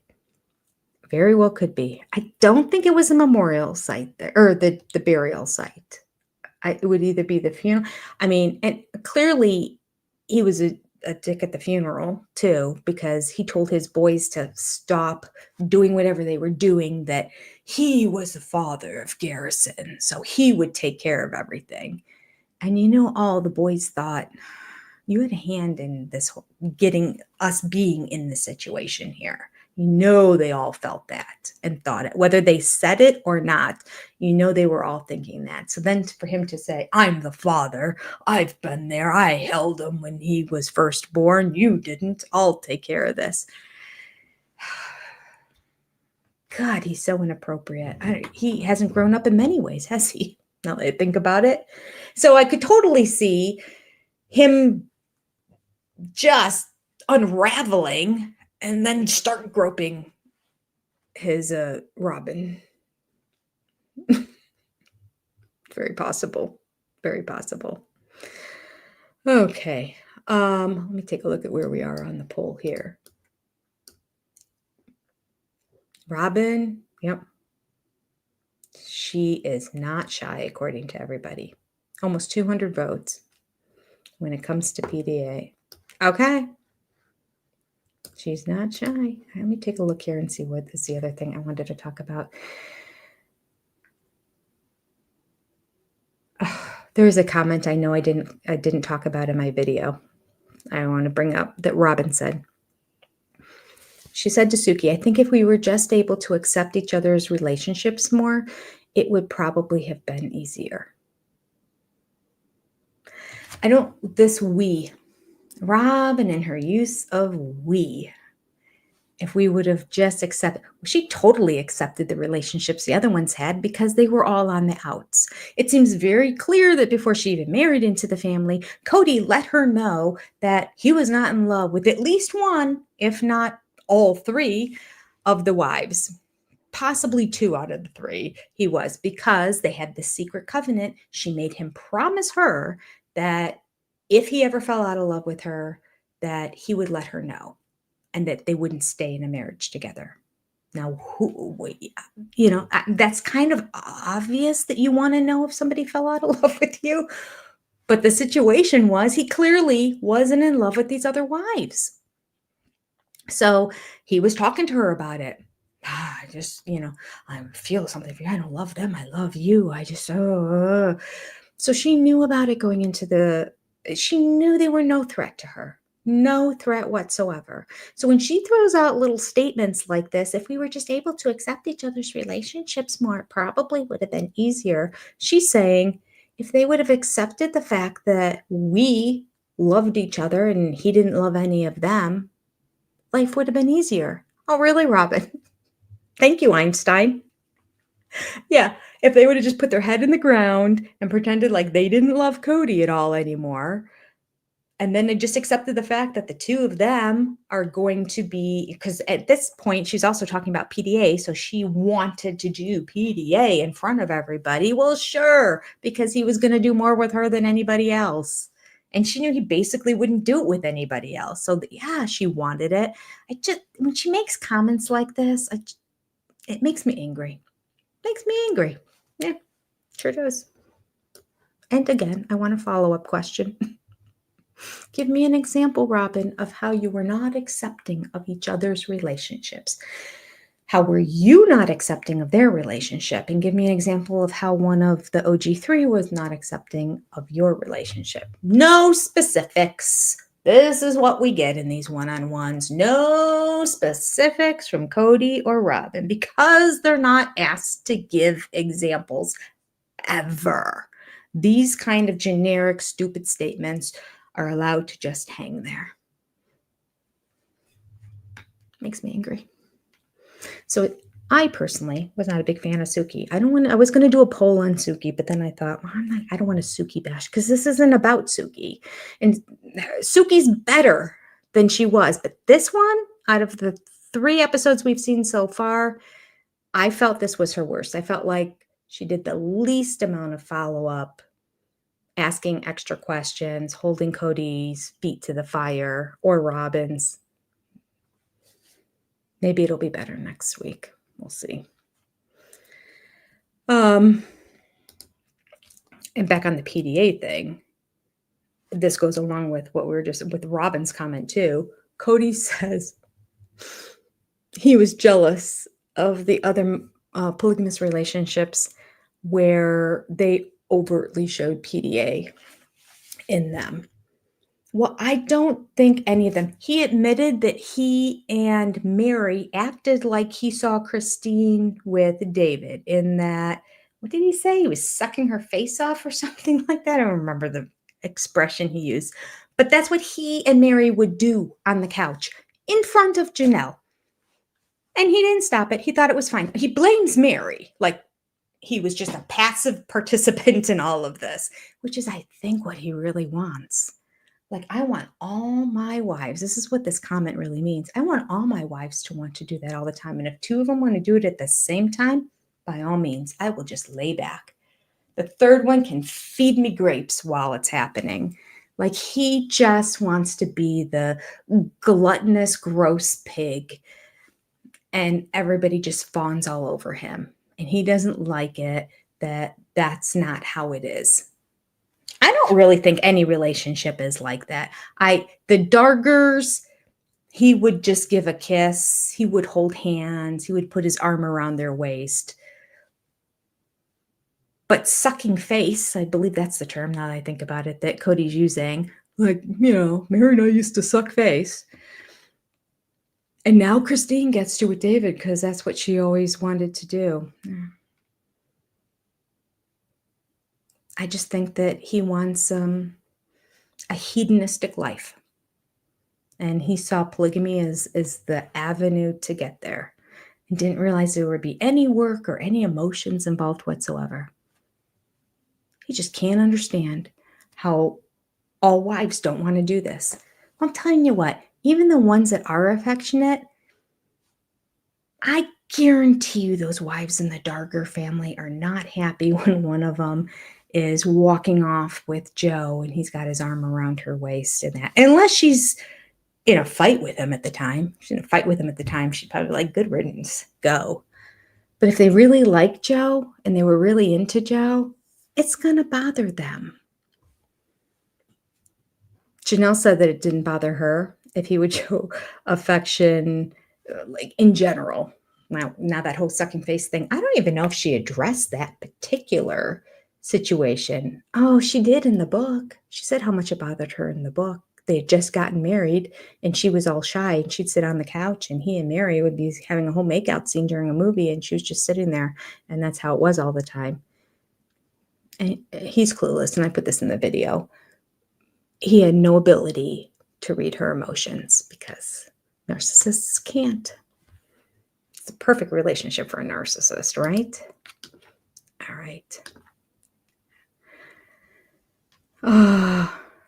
Scarlett. Yeah. So he's so jealous over Christine's PDA. Yeah. He keeps going on and on and on. Boy, he is still not over Christine. He still brings her up. Remember, for the longest time, he kept bringing her up, and then there was a lull. He is angry at Christine. I know a couple weeks ago, prior to the taping of this, she filed for child support. He's hurt by that. You know, he doesn't want to be poor. Raiders Ma, thank you for the super chat. He got kicked out like Mary kicked him out. It's unclear. He didn't say. And then he wouldn't elaborate because it's something he can't talk about. He dropped the bomb and then walked away and said, I have nothing to do with this bomb. Nothing. I can't talk about it. I can't look at it. I can't do it. We're pretending like the bomb didn't exist, even though I just brought it here and dumped it in front of everybody. Don't know. He implied somebody kicked him out. And then the editing cuts to Mary talking about how she's not enjoying the PDA that he's doing because it appears that he's trying to do it to just like stick it in her face. And she doesn't like that. And I agree with that because that's what it looked like at Thanksgiving and Christmas. So, and if he's still going on doing that, then, you know, and because she had 30 years with him and they never acted like that. So for him to all of a sudden be like, I have to do this. I mean, Robyn wasn't a part of it for 30 years, but, you know, clearly the man could control himself for 30 years. And now all of a sudden he can. So it's just trying to stick it to her. Yeah. So I don't know. We don't know. Kathy, thank you for another super chat. Moo might be Co-Texas beard. You know, it's very, I don't want to say you're not far off because I don't know anything, but that thought has been in my head a lot. That thought has been in my head a lot. And maybe she made the comment about how like intimately, this is a couple years back, when it comes to their intimacy, that all the other wives won't do things that he wants to do. So obviously he is spilling the beans and talking about what happens in the beds of the other wives to Robyn. Lovely. Oh, we never talk about anything. You know, nothing. I mean, Janelle was upset just that a conversation she had with Robyn got back to him. But then she starts spilling about how the other wives need to lose weight, have stretch marks, and Cody's okay with that. He's not giving them a hard time, but it would be okay if they would like fix themselves up and treat him like their best customer like she does. And then she also made the comment about how they won't do certain things. Maybe Robyn will take it from behind. Just saying. Goes along with him being the beard. It's part of his fantasy. Don't know. Just saying. Maybe, possibly, allegedly. Allegedly. Not even allegedly. I don't know. I'm just saying. Joni says, Baldylocks says she's eating his face. That's what it was. She's eating his face.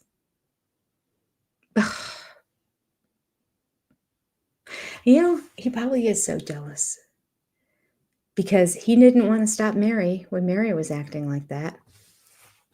And then Christine, I think Christine was always a freak in the sheets.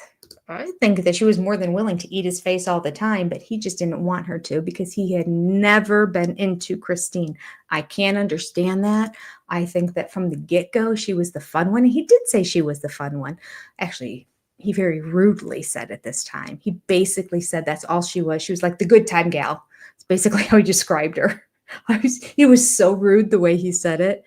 Like, yeah, she was a good time, but terrible, terrible. But see, he's not attracted to like a good time and that. It's like, I don't think she served him enough.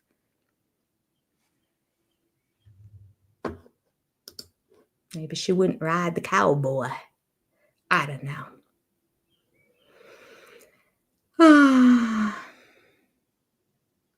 Okay. Jules, Robyn's big mistake today, saying moo. Yeah, Moo is, she's got a new name now. Hillary said, remember when Peyton said on John Yates, as soon as the show is over, he was going to spill the tea. I hope he still will. I really do. I really do. I think if somebody would, he's one of the people who would. I think he would. I don't know. McKelty, you can't trust anything McKelty says because she's a Cody Robyn apologist. So you're not going to get a straight truth out of her. So even if she does say stuff, you have to take everything with a grain of salt. So it's not unfortunate. Like, I think she has the personality to lay it all out there, but to her detriment, she has full on lied on some of her podcasts and acted like she doesn't know what's going on a lot of the time when clearly she did. And half truths and that. So, like, there are some truths. She does spill some stuff on there, but you have to feed through it and you never quite know what's true, what's not true. It's the unfortunate part about her Patreon. So if she writes a book, it's going to be like Robyn writing a book. Can you believe anything in it? Or Cody? Well, McKelty's would be more truthful than Cody's or Robyn's would. I will give her that. But Peyton and Maddie, I think, were the two that would be the most forthcoming, blunt, honest, and willing to lay it all out there. Now, once either of them writes a book, instantly Cody's going to come back and say, it's all lies. It's all, I mean, so, you got to be prepared for that now. That'll be the mantra he says about Christine's book, too. I'm sure she'll say something negative about him in the book. I hope so, because can't all be positive. I just hope there's something good in that book. I really do. I hope it's worth our time going through it. Again, that comes out in September. I'll give you guys a date. If you want to, you know what? Let me pull it up now on my calendar. I had written on the calendar. Let's see, June, July, August, September.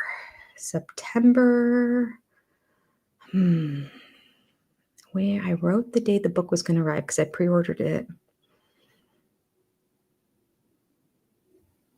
How come it's not on my September calendar? Well, that's unfortunate. I'll have to go back. I won't do it now. I'll have to go back to Amazon and look. I'll double check October, but I don't think it's October. I'm pretty sure it's September. It's like September 15th or 17th or something like that. As my mind serves. May breakfast sessions begin. That's a retreat that I'm going to. Nope. Life group, live stream. It's not here. Let me write that down. Something I'll go do. Find Amazon delivery day. I believe I get it a day or two before the actual release. I thought it arrived a day or two before the actual release date, which is pretty cool for Christine's book. Because September, life kicks back up again. Maybe it was August. Let me just go back 1 month.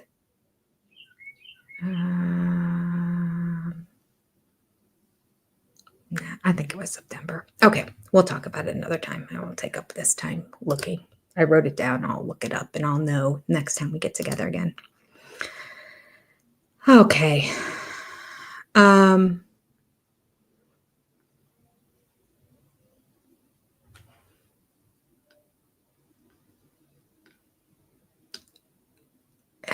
Let's see here. Robyn is covering for Cody's trysts.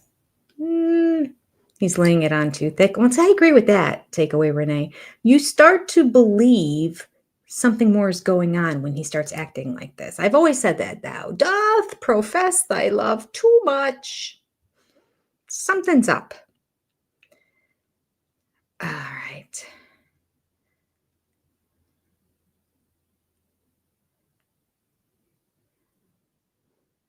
James said this, and I am sharing it because I snorted so hard when he said it last night, y'all. Oh, I missed what he said. Let me go back and see. Kathy, or did you? Let me go back.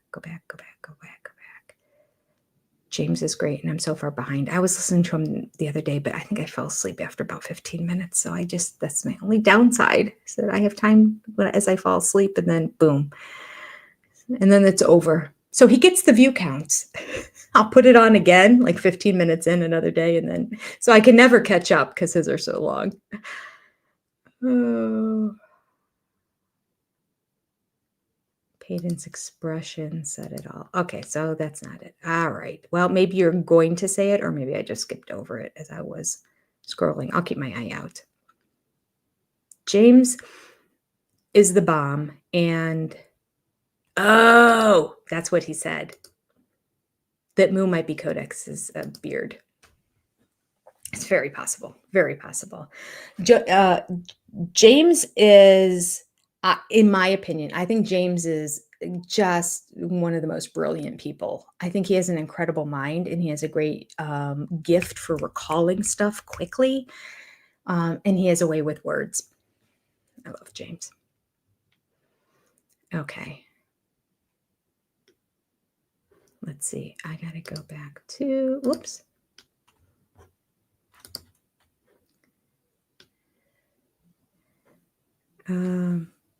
September 2nd. Your Amazon says September 2nd. Let me double check. August, September. Yeah, I don't have it written down. It's my daughter's cat's birthday. He was born in 2014. That's on there. And then I have this morning session that I have to go to. And then I have our live stream, because I have that booked for the rest of the year. Just repeat on Tuesdays at 7. All right. I'm just going to type it in here right now with a question mark. Christine's book delivery, question mark. Okay. So I have it down, but I wrote it here also. But that's earlier than I thought, the 2nd. I thought it was like the 15th.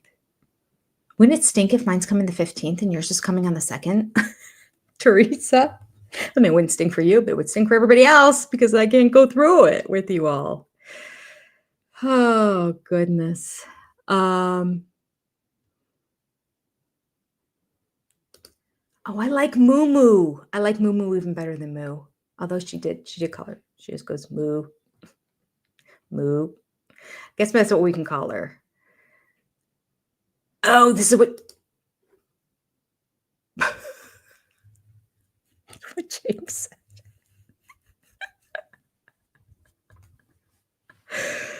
Oh my goodness. So that's why he's sticking with her? That's the idea? James is so naughty. Thanks for sharing, Kathy. Oh. Carly says for $27, her book needs to be full of tea. Yeah, I'm scared it won't be. That's my take. It's been my take from as soon as I heard she was writing a book. But maybe. Okay. One, because the show is still going. So some of the really good stuff, is not going to be in there. I also thought because the lawsuit was ongoing.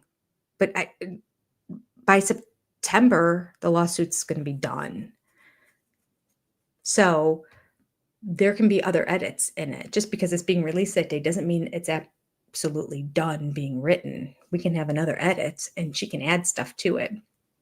And the publishers are going to want her to add more stuff if it's going to be good. So when the lawsuit's completely done and settled, then she can sing a little bit more because there's nothing that she has to worry about in terms of, unless afterwards, because I know Cody countersued, but I think that all happens together in the same lawsuit. But if afterwards he files something, then that might keep her from talking again. Thunder Moo, Scarlet. That's funny. Oh, goodness. Thunder Coochie. Y'all. So bad. All right. What else did I have written down here? All right. So all that PDA stuff.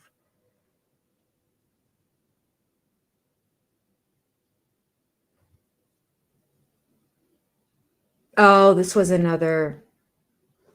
poll I was going to do. I'll do it. Let's do one more poll. Okay. 89% think that Robyn is not shy when it comes to PDA, and she is all for it. Okay, love it.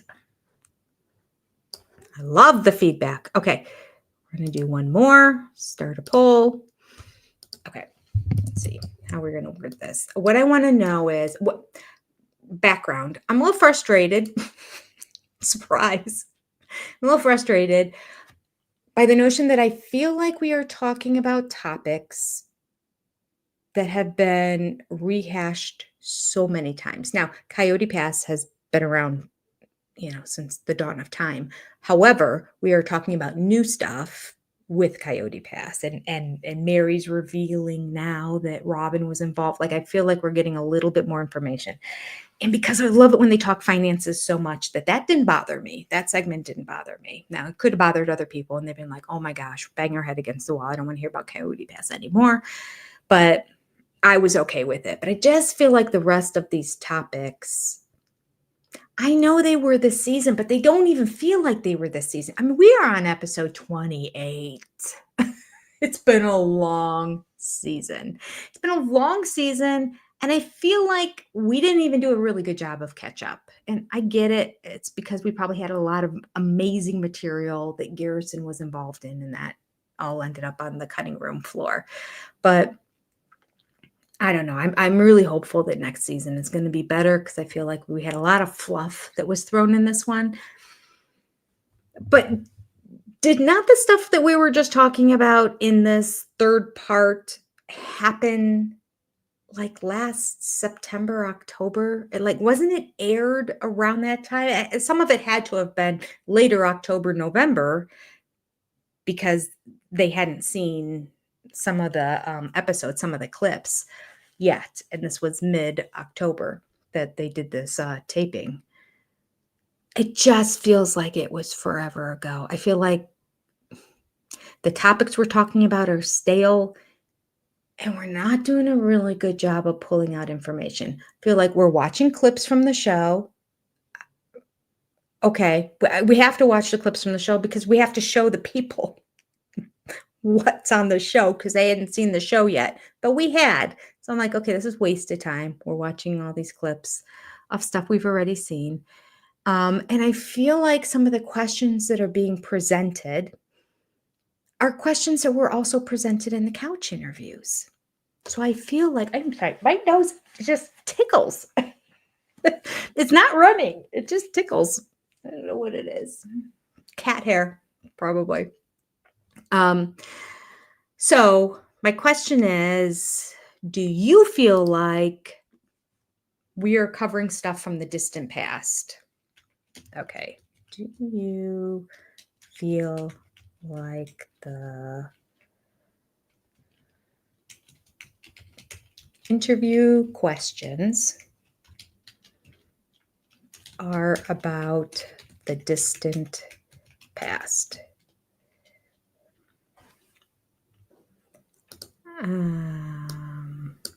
Let's say we'll do 4 levels. Definitely, kinda, not really, and no. That was capital. Why does it keep being capitalized? No. Okay. So let me know what you think about it. I was starting to get frustrated because I was starting to feel like, dang, I just feel like Groundhog Day, kind of. Like we're not getting a whole lot of new information. A little bit. And the little bit of new information we weren't getting follow-up questions, because that was the opportunity to get more new information. They could have gotten rid of half those questions and followed up on the ones that would provide us with information we didn't already know, rather than following the script and going with whatever it is they had planned to ask, which are basically the same questions that we saw on the show, in my opinion. I might be wrong. We're disagreeing a lot based on the poll. So maybe you feel different. Maybe you thought it was all fresh and new. Okay. The real book is when the show ends. Yeah, that's true. That's true. But may there be something good, not just something. May there be 1/3. Okay, I'll take a quarter. I don't want a quarter, about 3/4 of the book being redundant. This is how I fell in love with David's story. Even my life growing up as a polygamist, from Christine's point of view, I'm not sure that I'm that interested in it, which is interesting because I really enjoy people's perspective. I enjoy documentaries and everything, but maybe because I know Christine has so much she could share. Like just the suitcase situation. Really good little nugget of information that Cody is just that selfish and unaware and chauvinistic, whatever. Put it all together that he will take the luggage rack and then let the wives like leave their luggage on the floor and bend over to get it. More stuff like that, I think would be beneficial. She's got a ton of it. A ton.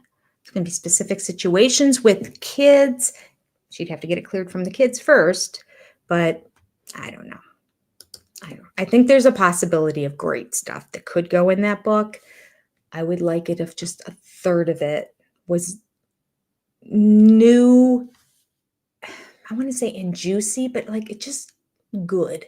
I'll settle for 1/3 of the book being good in terms of just giving us new information that makes us go, oh, that's interesting. I didn't know that. Doesn't even juicy would be amazing. Amazing. I'm not even pushing for that. So you can see my expectations are really low. We'll see. We'll see. The custody hearing is over. Yeah, I thought it was supposed to be last Tuesday. Do we know any results or is everything sealed? I know Christine won. I did hear that. But I thought there was going to be another actual hearing in terms of what everything looked like, but maybe that's sealed. I don't know. Let me know if you know anything. Oh, Tina, well put. Tina in the last 20 says, remember, truth ain't defamation. So well said. So well said. That's something that Cody needs to learn. You know what else they need to learn? Both he and Robyn, that they're on a television show about their lives. Because if I hear one more time, can they stop talking about us? They're answering questions just like you are. They make me angry. All right. Moo thinks she's She-Ra, but she's the amazing Thunder Coochie. I've got a She-Ra doll. I do not have a Thunder Coochie doll, nor do I want a Thunder Coochie doll.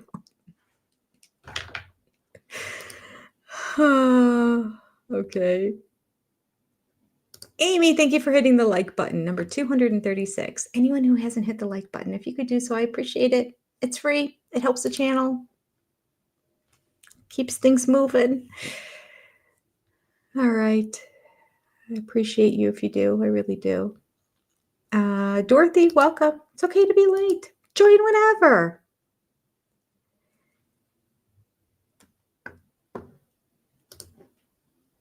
King Curls has FOMO that fans hate him.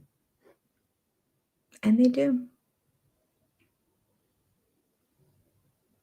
They do. Michelle says, I'm curious how long Sister Wives is going to last. TLC is seeing where everyone is saying they're tired of the show, and especially Robyn and Cody. Yeah.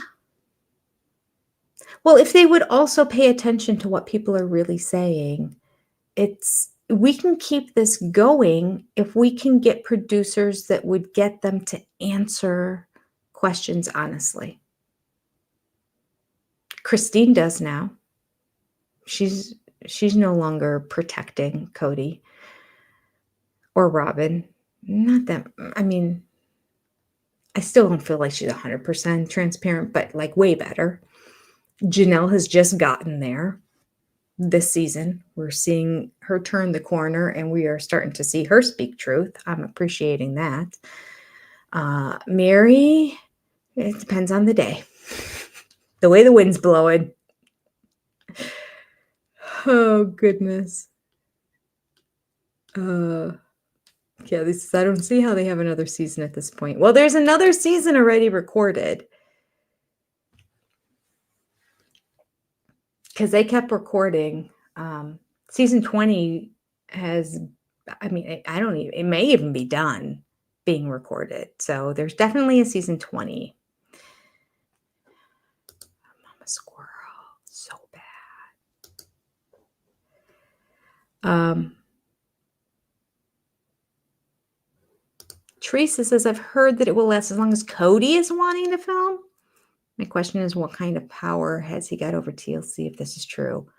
Honest to goodness, that is true.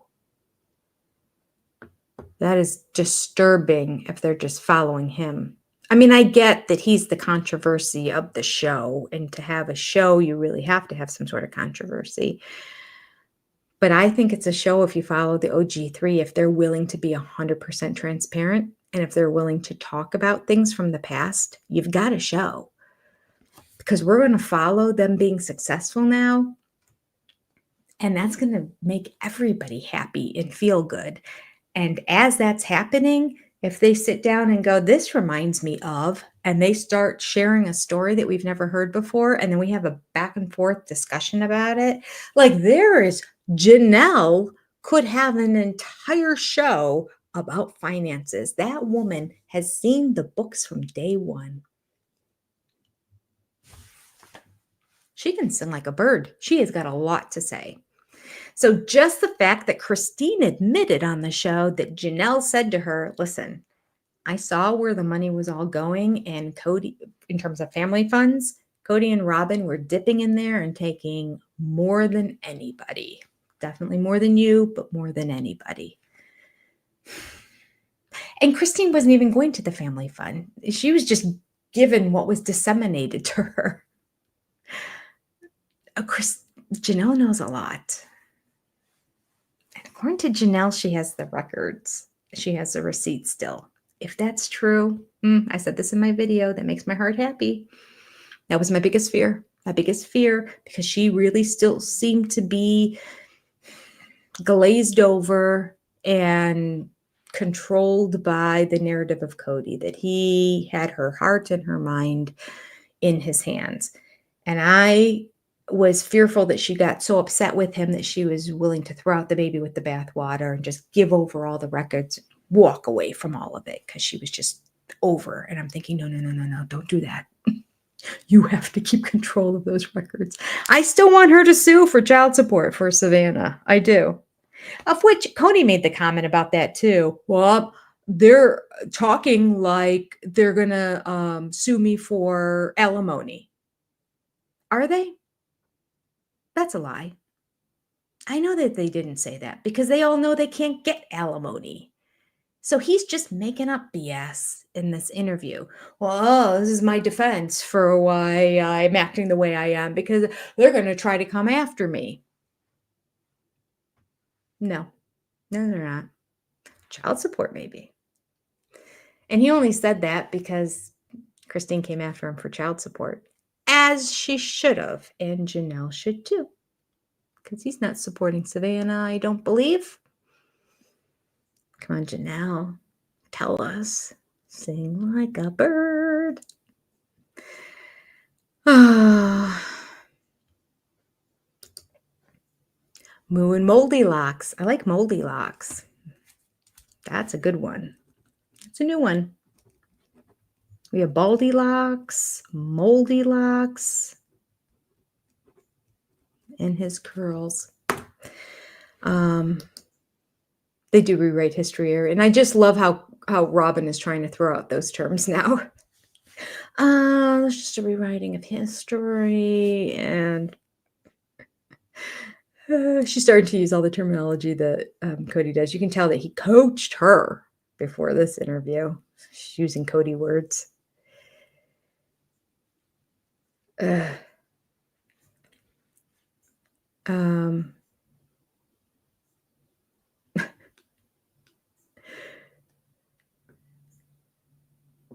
Well, it's true, Michelle.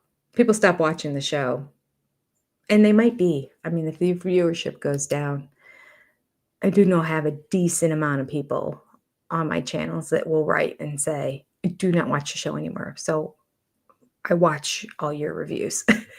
You covered enough. I know everything. And rather than getting frustrated watching the show, I can watch you be frustrated at them and it makes me feel better. I'm like, all right, therapy. It's just like my sign says. It says, whoops, over here, cheaper than therapy. This is cheaper than therapy.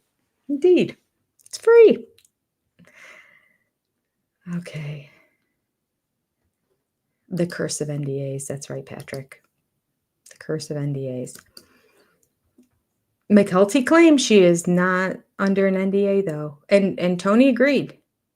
Because they were talking about, like, what can we talk about? He's like, well, technically we can talk about anything. We don't have an NDA, but, and then they admitted that they enjoy doing their cameos on the show and that. I think that there is some money affiliated with that. Kickback, as Cody might say. Love how you use that word inappropriately. So they're not talking because they don't want to ruin things for their parents. If their parents want to keep taping and make the money from the taping.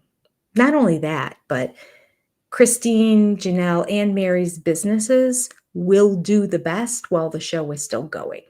As soon as the show drops off, their businesses are going to drop off too. I mean, there's some people who are going to follow them forever, but it's going to drop off. It's just the way it is. People will move on to the next thing and they'll still wear the Janelle shirts and Tata Farm shirts, and they might make a trip once to go there. But if the show were continuing to go, people might go every couple of years to see Tata Farms again. You see what I'm saying? So like there is a definite financial benefit to the women staying on the show. Oh, which reminds me, one of the Reddits, when I clicked it on my phone, said that Christine said she wasn't going to be on the show anymore. I find that really hard to believe. I think it's going to be a lot harder to fill her Airbnbs if she's not on the show.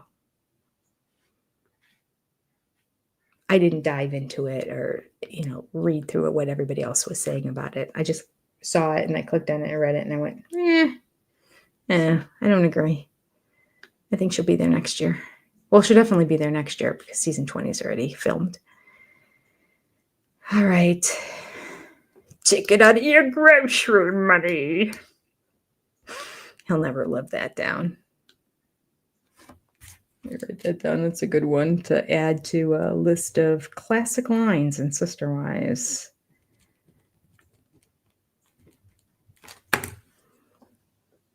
Hi, Barbara. Glad you're here.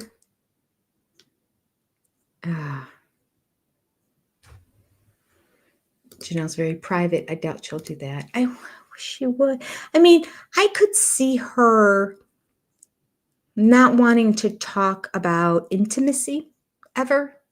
That she's very private about that and she's never going to go there with it. But finances, I feel like that's open game.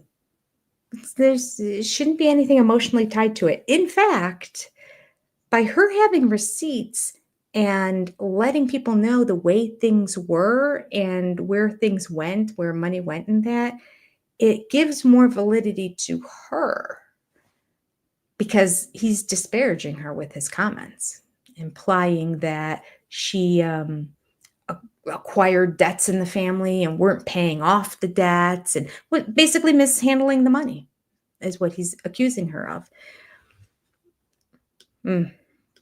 It's not right because we know she didn't. Okay. Mama Squirrel says, I watch the show as long as we don't ever have to see Cody in his underwear ever again. Amen. So true. All right. Shannon Banana said this is her therapy. I'm so glad. It's therapeutic for me too. I'm always in a good mood after even the live stream on Sunday night, even though it's so late.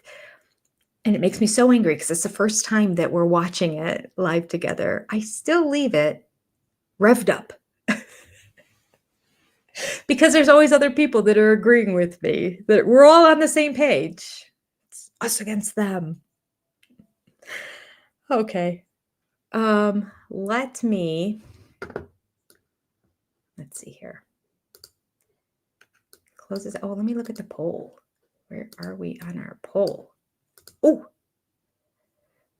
do you feel that the interview questions are about the distant past? Does it feel like anyway that they're about the distant past? Half of the people said definitely.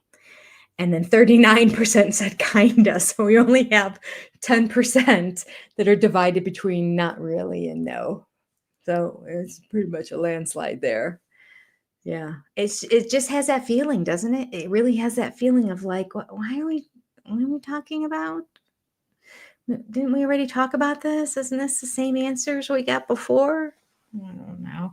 I get the last 4 episodes were Garrison's funeral, and I know they said up front they weren't going to be discussing it. Maybe that's also why we're not getting a whole lot of information in this one-on-one from Janelle about her relationship much with Cody. A little bit, there's some specific stories she's talking about, but I feel like we've gotten a lot more from Mary and Christine than we have Janelle. But maybe that's just my opinion. I don't know. I was starting to think that maybe she's not saying anything because of what happened with Garrison and because of her feelings for Cody now regarding that whole situation, whether it be how he handled the burial site, whether it be how he handled the military, with how he handled the military memorial, whether it be this PDA situation, wherever that happened to be, or whether it be everything that she's obviously so upset with him to the point that she left him over his relationship with his kids.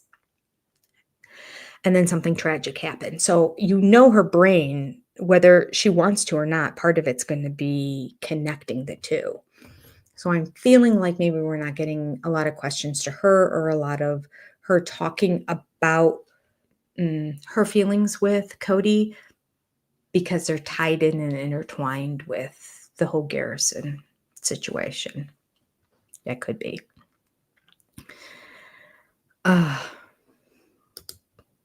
Blue Bunny says, bruh.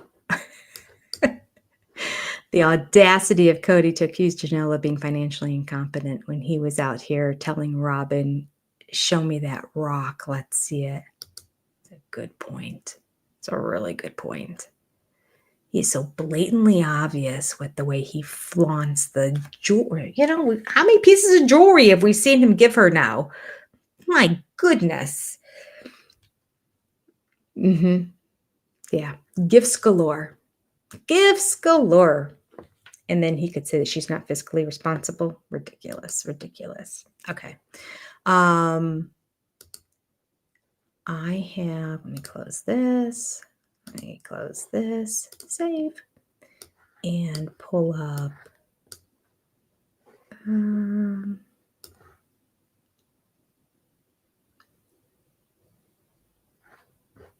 Oh, here it is. I'm like, oh, I did it on my laptop, but it should have just automatically airdropped here. Okay.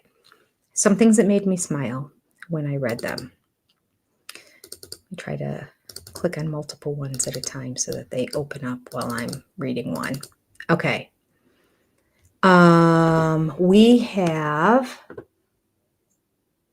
Oh, there was the one time in the one episode, I think it was the last one actually, that was talking about Cody. And I was saying how he was such he has a man's body, an adult. I didn't say a man. He had an adult body, but he's such a child inside in that. And Mama Squirrel said, Cody only heard Jenny say, you have an adult's body. And he's convinced she's in love with him. Watch out, Jenny. If you smell gas, run. It's funny. Okay. Wallace shot well, and everybody agrees with this tonight, but this was the first time that I read it, the first comment that I had read anyway about Moo. And Wallace Shotwell said, her name henceforth and forevermore shall now be Moo.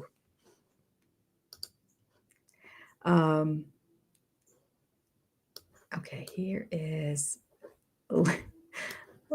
Linsky was, oh, Chana always writes the nicest things too.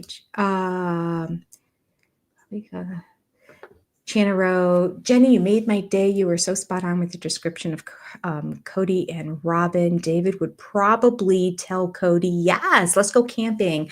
I'll bring the shovel. I would love it. I would love for him to just say that to his face too and see Cody's reaction. Oh, Patricia, when I was talking about the stare down in the, was it 1 or 2? When Cody just, I think it was 2, episode 2, when he just kept staring.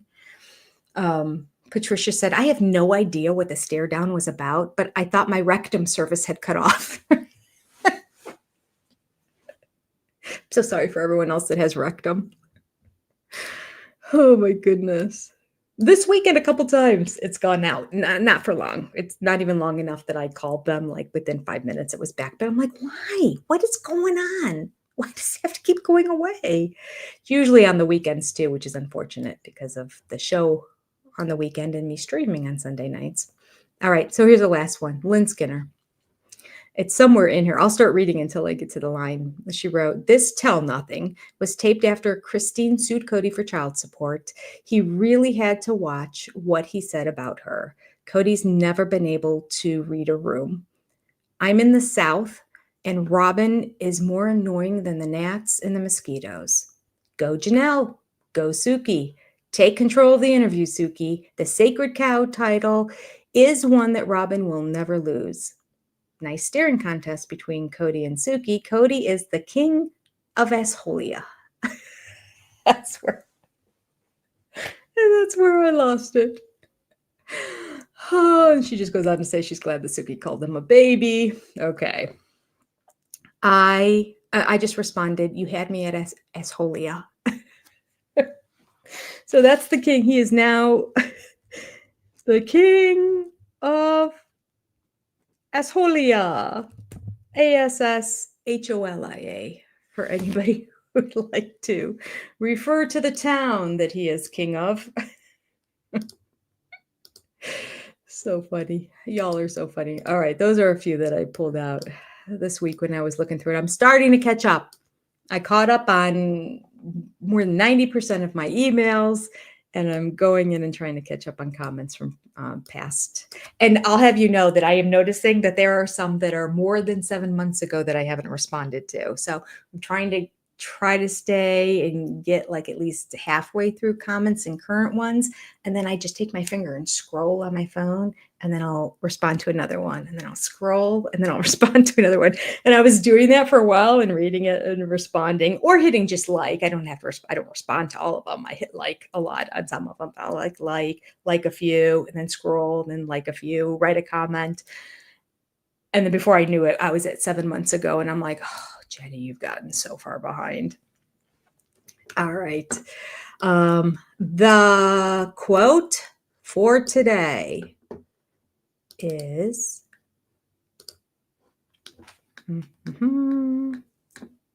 hold it up. Let me just scroll to get it.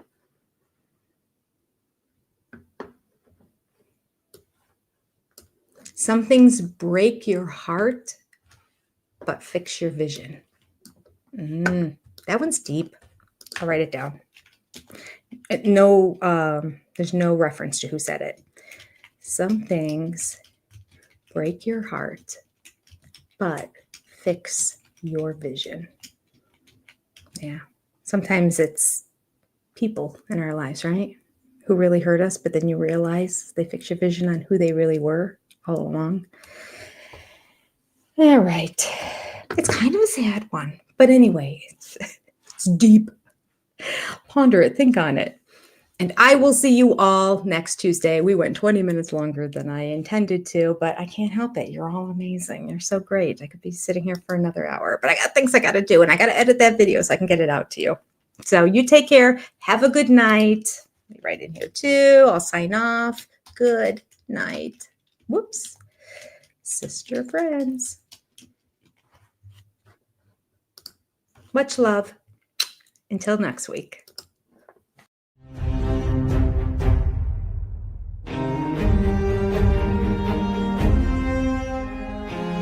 I remember when Sonny and Cher got divorced when I was 6, and it rattled me. I had a lover in college, and he was a little tryst. I was a naughty boy. I had a dirty thought, and I thought David and I should go on a guys trip together. I might have to agree. That would be cool. I just thought, no. David out on a guys' weekend. Yeah, that's just would be cool. Oh, he was kind of up for it. Really? Yeah. Oh. Things that make you go,